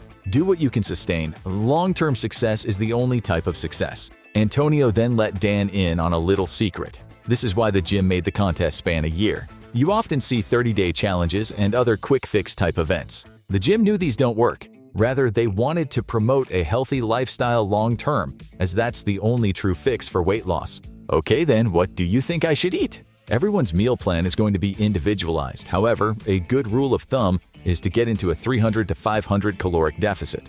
This is generally much smaller than most people think they should start with. For one, it's sustainable. A 300 to 500 caloric deficit is relatively mild and allows most people to follow a diet like this for an extended period of time. Another important benefit is that a mild caloric deficit can mitigate any potential muscle wasting. When our bodies are properly fed, the body will rely on stored glycogen and fat to supply energy. However, when put into a major caloric deficit, the body can break down existing muscle to gain access to building blocks of protein, amino acids. While technically this is losing weight, it's the wrong kind of weight. During your fat loss journey, ideally all of the weight you lose comes from fat. Oh, that's because muscle burns more calories than fat. While this claim is often thrown around, it's not nearly as great as some make it seem. 1 pound of muscle burns around 5 to 10 calories per day. So if you gain 10 pounds of muscle, your body will burn an extra 50 to 100 calories per day. On the other hand, 1 pound of fat may burn about 2 calories per day. So 10 pounds of fat equates to 20 calories a day. This means you're only looking at a difference of maybe a total of 30 to 80 calories a day between losing 10 pounds of muscle and 10 pounds of fat. Now 30 to 80 calories is 30 to 80 calories. So we don't want to knock that, but it's a very small amount in the grand scheme of things. Besides, there are many other better reasons to keep muscle, such as building a great shape and keeping your body strong. While Dan was learning about his diet, he wanted to ask about any special tricks he can use to increase his caloric burn. He's no expert, but he's heard of things like intermittent fasting and low-carb diets. Do those work? They can if they are able to put you in a caloric deficit. For example, if you practice intermittent fasting, but eat a caloric surplus, you're not going to lose weight. However, for some people, intermittent fasting helps to decrease their total caloric intake simply due to only having a small window of time they can eat. If this works for you, then yes, they may help you lose weight. Is there any diet I can use to help lose more weight? Glad you asked. Yes, there is. A high-protein diet has consistently been found to support and promote weight loss. As a beginner, Dan has never really experimented with high protein. What's considered high and why does it help with weight loss? There's no specific definition of what high is, but 0.8 grams of protein per pound of body weight is on the lower side of high. However, plans using 1 to 1.2 grams may even promote greater weight loss. Protein promotes weight loss through several angles. For one, it will keep you feeling full longer. This is because it's harder to digest and will sit in your digestive system longer. A second great reason is it can inhibit the breakdown of muscle mass. Towards the beginning of the video, we talked about why you don't want to be in a large caloric deficit. Well, increasing your protein intake can further mitigate the risk of losing muscle mass. Having higher amounts of protein will supply a larger pool of amino acids, which your body will pull from rather than break down muscle. Remember before when we spoke about a protein's high TEF? This is perhaps the most interesting thing about protein concerning weight loss. The TEF of protein is 20 to 30%. This means that for every 100 calories that Dan eats from his body, he will burn 20 to 30 just to digest it. Dan thought, so like free calories? And in a way, he's not exactly wrong. When your meal has a greater percentage of protein, you're going to burn more calories simply by eating.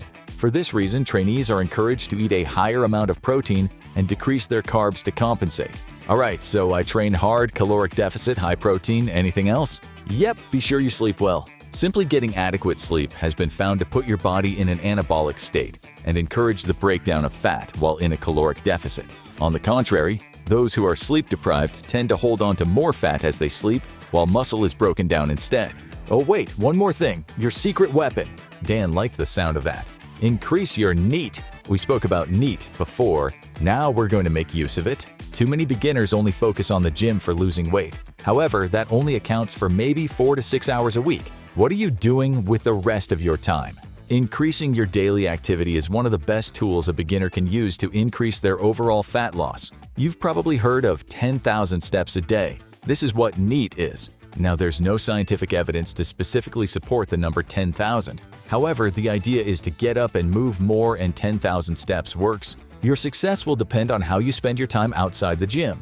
You will only spend about an hour in the gym, but you have 15 other waking hours. That's where the real weight loss happens. So increase your daily activity every day, no exceptions. And with that, Dan was off. He now knew what he needed to do to win his bike, and so Dan began to follow his plan just like Antonio gave him. It was a bit challenging at first, but he stuck with it. During the first month, to be honest, Dan was getting a little frustrated as other members were losing weight at a faster rate than him. Many of them were on very low-calorie diets and exercising much more than him. He began to wonder if maybe Antonio had it wrong. After the first month, he had only lost 5 pounds, while some others had lost 10, 15, and even 20 pounds. Just as Dan was getting ready to change what he was doing, it happened. Just like Antonio said it would. He saw one of the members one night at an all-you-can-eat pizza buffet eating what looked like to be enough for 3 people.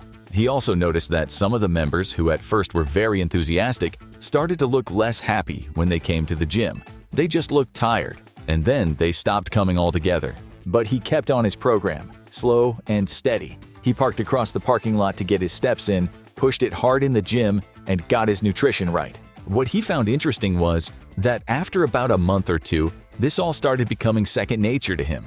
It became a normal part of his routine so that at one point he wasn't having to try. He just did it. This must be what Antonio meant by adopting a healthy lifestyle. During this time, he saw his weight steadily dropping off. Every month, he seemed to lose 4 to 6 pounds. This continued until a year had passed, and it was time to see if his hard work paid off. As Dan got to his most recent weigh-in, he was surprised that he was the only one that showed up. It seems everyone else fell victim to the mistakes Antonio spoke about. He went to weigh himself anyways and found he lost a total of 55 pounds. Dan got his bike. More importantly, thanks to what Antonio taught him, he now knew what to do to sustain his weight loss forever. He just made sure to park his bike in the back of the parking lot. So how did this happen? You see, to burn 1 pound of fat, you must burn around 3,500 calories. If you put yourself in a daily 500 caloric deficit, this equates to around 1 pound a week. If you then sustain this for a year, you can expect to lose around 50 pounds in a year. You can then burn more or less than this depending on if you can adhere to your plan. If you start with a greater amount of fat to lose, you can use a higher deficit, which results in more weight loss. This is why beginners will be able to lose more fat during their first year, as they likely have more fat to lose. For example, those with higher body fat percentage can safely and easily use a 1,000 calorie deficit. This would result in 100 pounds in a year. Others may need to use a 300 caloric deficit, which would result in around 30 pounds or so. Therefore, you can expect to lose anywhere from 30 to 100 pounds. It's your individual factors that will dictate that. However, while some people will lose different amounts, they all occur through the same mechanisms. Increase your daily activity and control your calories. Here are the key points of sustainable weight loss in your first year of training. 1. 300 to 500 caloric deficit. 2. 0.8 to 1 grams of protein per pound of body weight. 3. Go to the gym to maintain muscle. Use your diet to control calories. 4.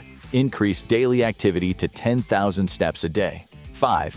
Get plenty of sleep, 7 to 8 hours. And last but not least, trust the process. What happens to your body when you exercise? For many, exercise is a part of life. As kids and adolescents, we often participated in organized sports as part of our social activities. Gym class was used to teach us the importance of physical fitness, social engagement, and discipline. This is clearly why our parents made us do it even when we wanted to quit.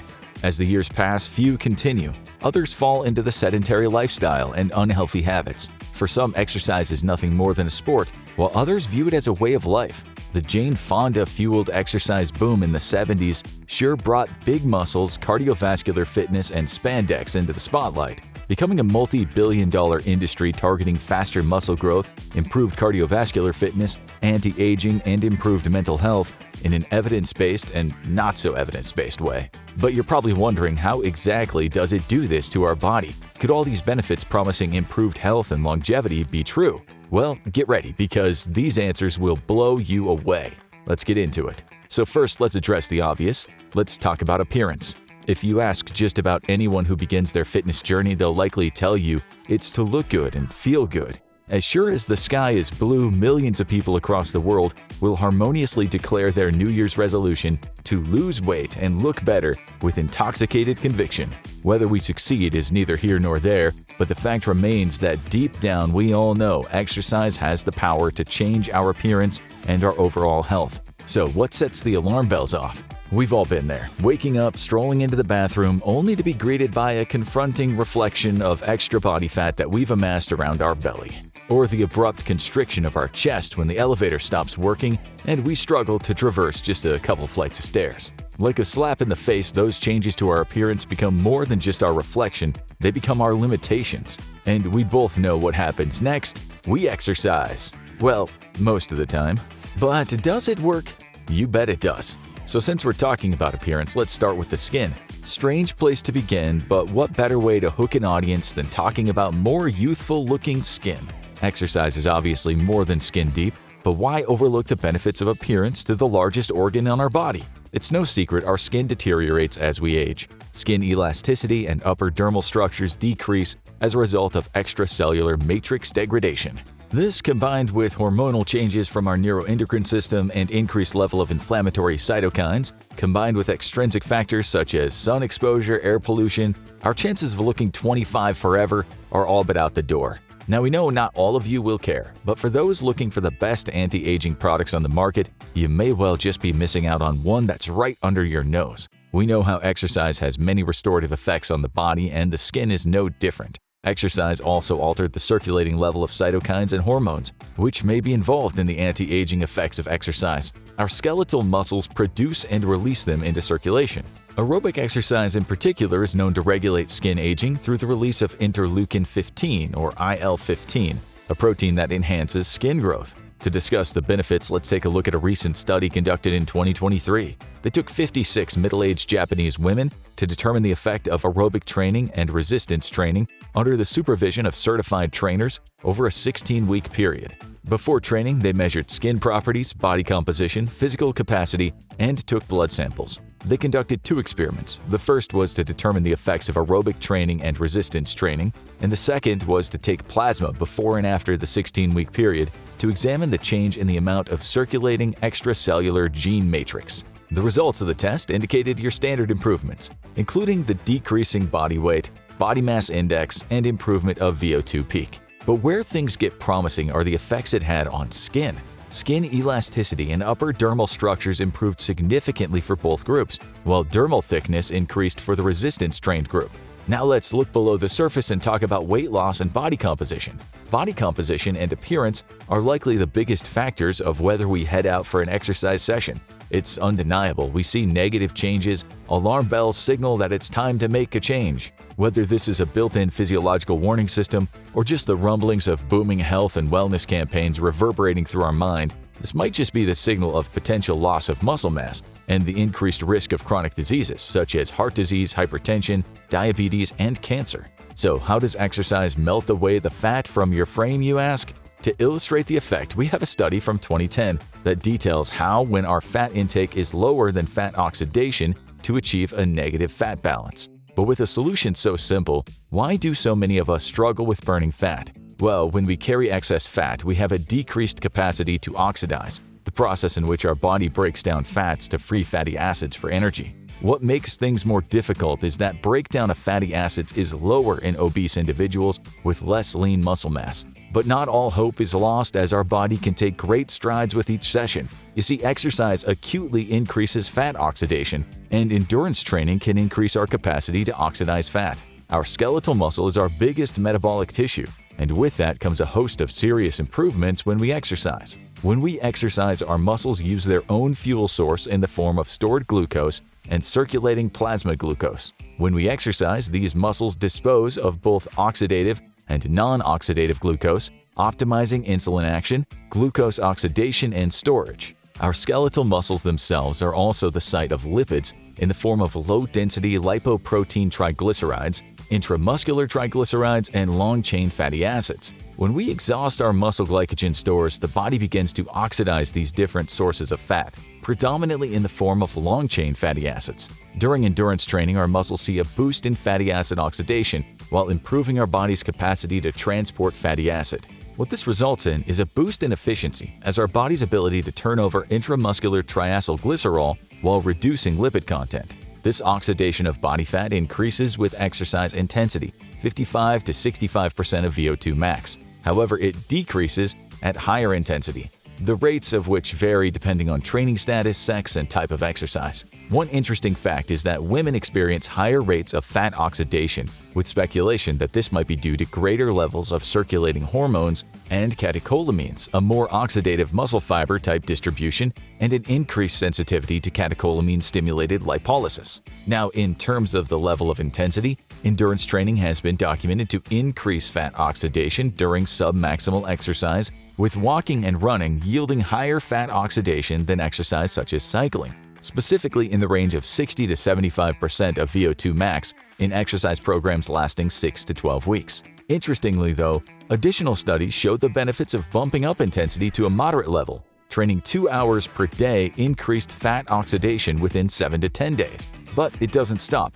Evidence also points to sprint interval training to increase oxidative capacity.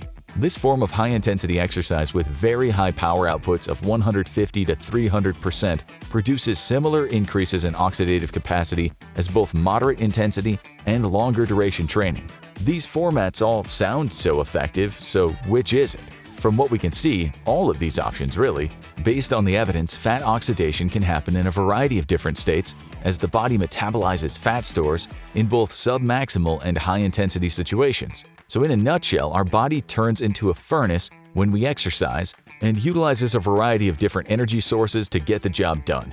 And what is more impressive is that the more we engage with this fat burning and cardiovascular capability, yeah, you guessed it, the stronger and more efficient it becomes. With the evidence of the positive superficial aspects covered, now let's take a look deeper and examine how exercise improves our cardiovascular health. To do this, let's look at a study from 2018, which details the effects and benefits. The evidence here is extremely promising, displaying the profound effects it has on our body, decreasing cardiovascular mortality, lowering blood pressure, elevating insulin sensitivity, and a more favorable plasma lipoprotein profile. But first, let's start with some stats. Cardiovascular disease is the leading cause of morbidity and mortality worldwide, with it claiming 600,000 deaths annually in the US, accounting for 25% of total deaths. Exercise is the magic bullet that can slay this casualty-causing giant.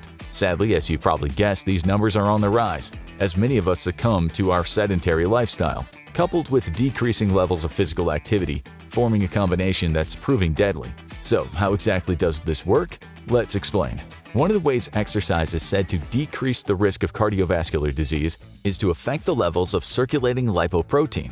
During endurance training, there's an increase in high-density lipoproteins, HDL, a form of good cholesterol that absorbs cholesterol in the blood and transports it to the liver, where it's then flushed out of the body.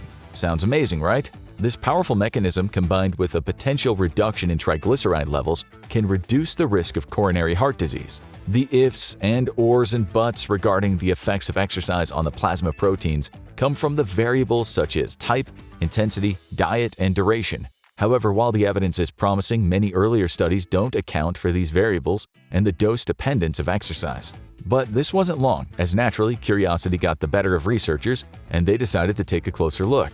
To do this, they took 111 sedentary overweight men and women with mild to moderate dyslipidemia, an imbalance of lipids such as cholesterol, low-density lipoproteins, triglycerides, and high-density lipoproteins, which can come from poor diet, tobacco exposure, genetics, and cardiovascular disease. Of the 111 subjects, 84 stuck to the guidelines, and they were randomly divided into 4 groups. A control group, which was for a 6-month period, or one of 3 exercise groups for 8 months, which included a high amount of exercise. Group 1, performing high-intensity 20 miles per week, 65 to 80% peak oxygen consumption, with 23 kilocalories per kilogram per week jogging.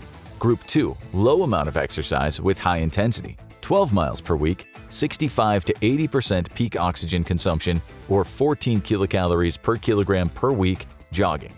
Group 3, low amount of exercise with moderate intensity, 12 miles per week, 40 to 55% peak oxygen consumption, 14 kilocalories per kilogram per week walking. The results? A clear relationship between a high amount or high-intensity exercises and improvements in health markers. These higher amounts of intense exercise showed greater improvements than the lower amounts, and both higher and lower amount exercise groups had yielded a better result than the control group. What's also interesting is the effects of how exercise might directly impact the homeostasis of the arterial wall and combat atherosclerosis, a condition where plaque builds up in the arteries. which, as you might have guessed, reduces the risk of coronary artery disease, while improving VO2 max and even regressing atherosclerotic lesions. But the benefits to our cardiovascular system doesn't stop there. Exercise is shown to improve insulin sensitivity and glycemic control for those who suffer from both insulin-dependent and non-insulin-dependent diabetes mellitus, with just a single low-intensity exercise session of 50% VO2 max showing positive benefits. But what actually happens to the heart?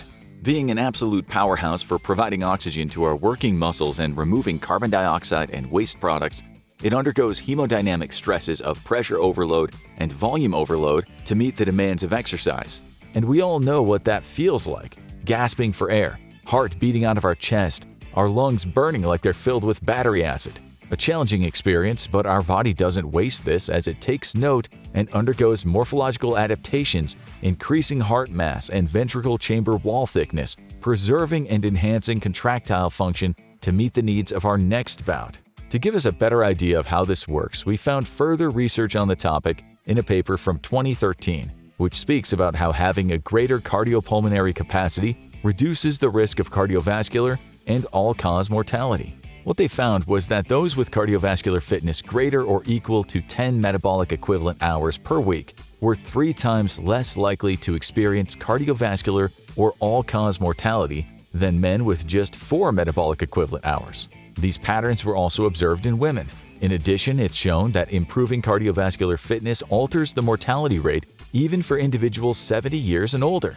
One study took 9,777 men aged between 20 to 82 years old. The participants were to perform 2 cardiopulmonary exercise tests with the mean interval of 5 years. What they found was very interesting.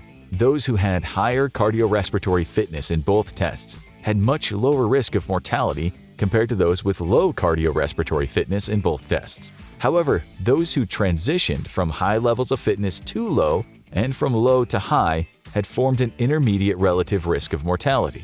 Lower risk of mortality. Which brings up the next load of benefits, which is how exercise lowers the risk of mortality. A cohort study from back in 2016 was conducted to determine the dose-response relationship of leisure time physical activity and mortality. You see, physical activity guidelines for America have widely been recommending a minimum of 75 minutes of vigorous intensity exercise or 150 minutes of moderate intensity exercise per week, or 7.5 metabolic equivalent hours per week, or MET, of aerobic activity for sustainable health benefits. What the researchers wanted to determine, though, was if increasing these numbers or doubling time would provide additional benefits. We know 7.5 hours per week is a lot for many, but what about those doing more? Is this beneficial? It works for other physiological systems of the body, so why not others? Sounds reasonable, right? Well, in this study, they took 6 cohorts that had previously participated in the National Cancer Institute Cohort Consortium analyses of body mass index or physical activity and mortality. They pooled a huge data set, including 661,137 participants, 291,485 men, and 369,652 women, with a median age at the beginning of the study of 62 years, with the median physical activity level as 8 MET, with a median follow-up of 14.2 years of a total of 0 to 15.2 years, observing 116,686 deaths. Of the participants, the ones who performed the most exercise leisure time physical activity were younger, never smoked, had lower BMI, were married, and had fewer comorbidities. Additionally, the results were very promising. Listen to this. They found that any level of activity was associated with a significantly lower risk of mortality compared to no baseline leisure time physical activity. So, if you were to perform some form of leisure time exercise, you were likely going to reduce the risk of illness. For those performing less than the recommended 7.5 MET hours per week, they still observed a 20% lower risk of mortality. And for those participants that performed between 1 to 2 times the recommended amount of leisure time physical activity, further decreased by 11%. This was also associated with a total 31% of lower cancer mortality risk. And if you look closer at the graph, you'll see this pattern continues as participants performed more than the recommended amount from 2 to 3 times, decreasing a further 7%, and another 2% while performing 3 to 5 times the recommended amount. What's interesting here is that anything above the 40 to 75 met hours a week, or 5 to 10 times, there would be a steady decline. This is likely due to the increased stress on the body. This level, of course, being for athletes and those training for endurance events. What that data shows is that the sweet spot is around 3 to 5 times the recommended leisure time physical activity, at 22.5 to 40 met hours a week, signaling a threshold to get the benefits. The evidence from these studies is astonishing, essentially showing how powerful even just a little exercise can turn our health around, regardless of age. So that's some of the look, but what about the feel-good changes that happen in our body when we exercise? Well, we all know that after a good workout, we often feel great. We've likely all been there, stressed, tired, in a bad mood, reluctant to get to the gym or train, only to get in, get it done, and leave feeling great. But why is that? To understand this, let's take a close look at a study that was conducted in 2014. The researchers wanted to determine the effects of regular exercise and its association with emotional resilience to acute stress in healthy adults. They examined 111 students aged 18 to 32 with a body mass index of 19 to 29 kilograms per meter squared. They determined how much they exercise, splitting them into both sedentary and regular exercise, and excluded students with abnormal electrocardiograms, psychiatric disorders, use of prescription medication, working night shifts, or those who smoked more than 5 cigarettes a week to eliminate any major variables. To examine the effects of stress and mood, students had to complete 2 sessions 48 hours apart. One session was focused on a stressful task known as the Trier Social Stress Test, which consists of a 10-minute anticipation period, followed by a 10-minute period where the participant must perform mental arithmetic in front of an audience. Stressful, right? So stressful, in fact, that many studies have found it to be successful at increasing heart rate and cortisol. The other test, alternatively, was a non-stressful task. To determine the effects, saliva samples were taken 30 minutes prior to the tasks, as well as 10, 20, and 60 minutes after, while heart rate was measured throughout the examination. The results? Well, there were a few things that were immediately noticed by the researchers. They found those with the lower beginning baseline heart rate were the individuals who exercised regularly compared to the sedentary participants. Interestingly, measurements of heart rate, blood pressure, and cortisol reactivity did not differ between each group following the stress procedure. However, those who did not exercise exhibited significantly greater decrease in positive effect after stress, while the exercisers felt more friendly after both tasks. Therefore, this signals the potential of how exercise can, while not making us impervious to stress, tend to make us more resistant to stressful situations and even help us bounce back to acute stress. But of course, the perks continue beyond that point. We've stated some of the obvious benefits. Let's take a closer look. The evidence we've presented so far shows how recurrent exercise can have a compounding effect on our cardiovascular health and fat-burning potential. But does this transfer to other physiological systems of the body? Well, by now you should be able to see the pattern of our body's ability to adapt. It has incredible ability to rise to the challenge when put under stress or stimulus. From what we've already seen, it has a profound impact on both our body composition, skin, and cardiovascular system. But you didn't think that that was the limit of your body's ability to improve due to exercise, did you? Wait, did you? Well, it's not. Exercise has this incredible capacity to challenge and improve our immune system, and not in the way you might think. You may have heard whispers in the gym and from health professionals of boosted immune function when we work out, but how much of this is fact and what is fiction? Well, it's a little bit of both. Let us explain. We did some digging and, of course, sourced some literature from 2015 about the exercise and regulation of immune function. And what comes next is something you might expect.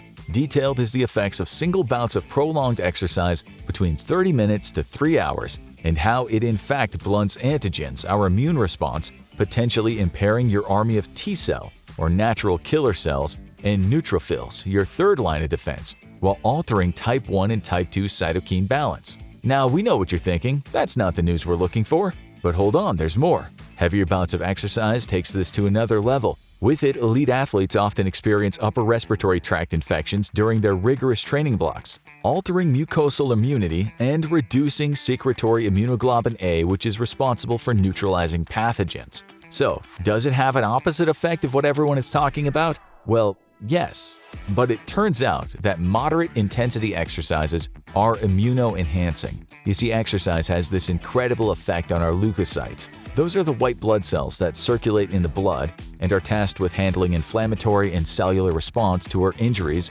and harmful pathogens. What's been shown here is that even with just a brief amount of dynamic exercise, the total number spikes by a huge 2 to 3 times. These spikes are transient and only persist for a brief amount of time, but there is potential for them to improve immunological adaptations with ongoing training, creating this nearly seemingly perfect window for those of us who like to train at a moderate intensity. What happens to the body when you exercise is nothing short of remarkable. The effects of exercise on the body are so numerous that we actually struggle to fit everything into this video. While it's obvious just how good improvements to the cardiovascular system, skeletal muscle, and changes to body composition are, the impact of our overall health goes so much deeper. From boosted immune function, age-reversing capabilities, to reduced stress, not to mention its ability to lower the risk of all-cause mortality, make it seem too good to be true.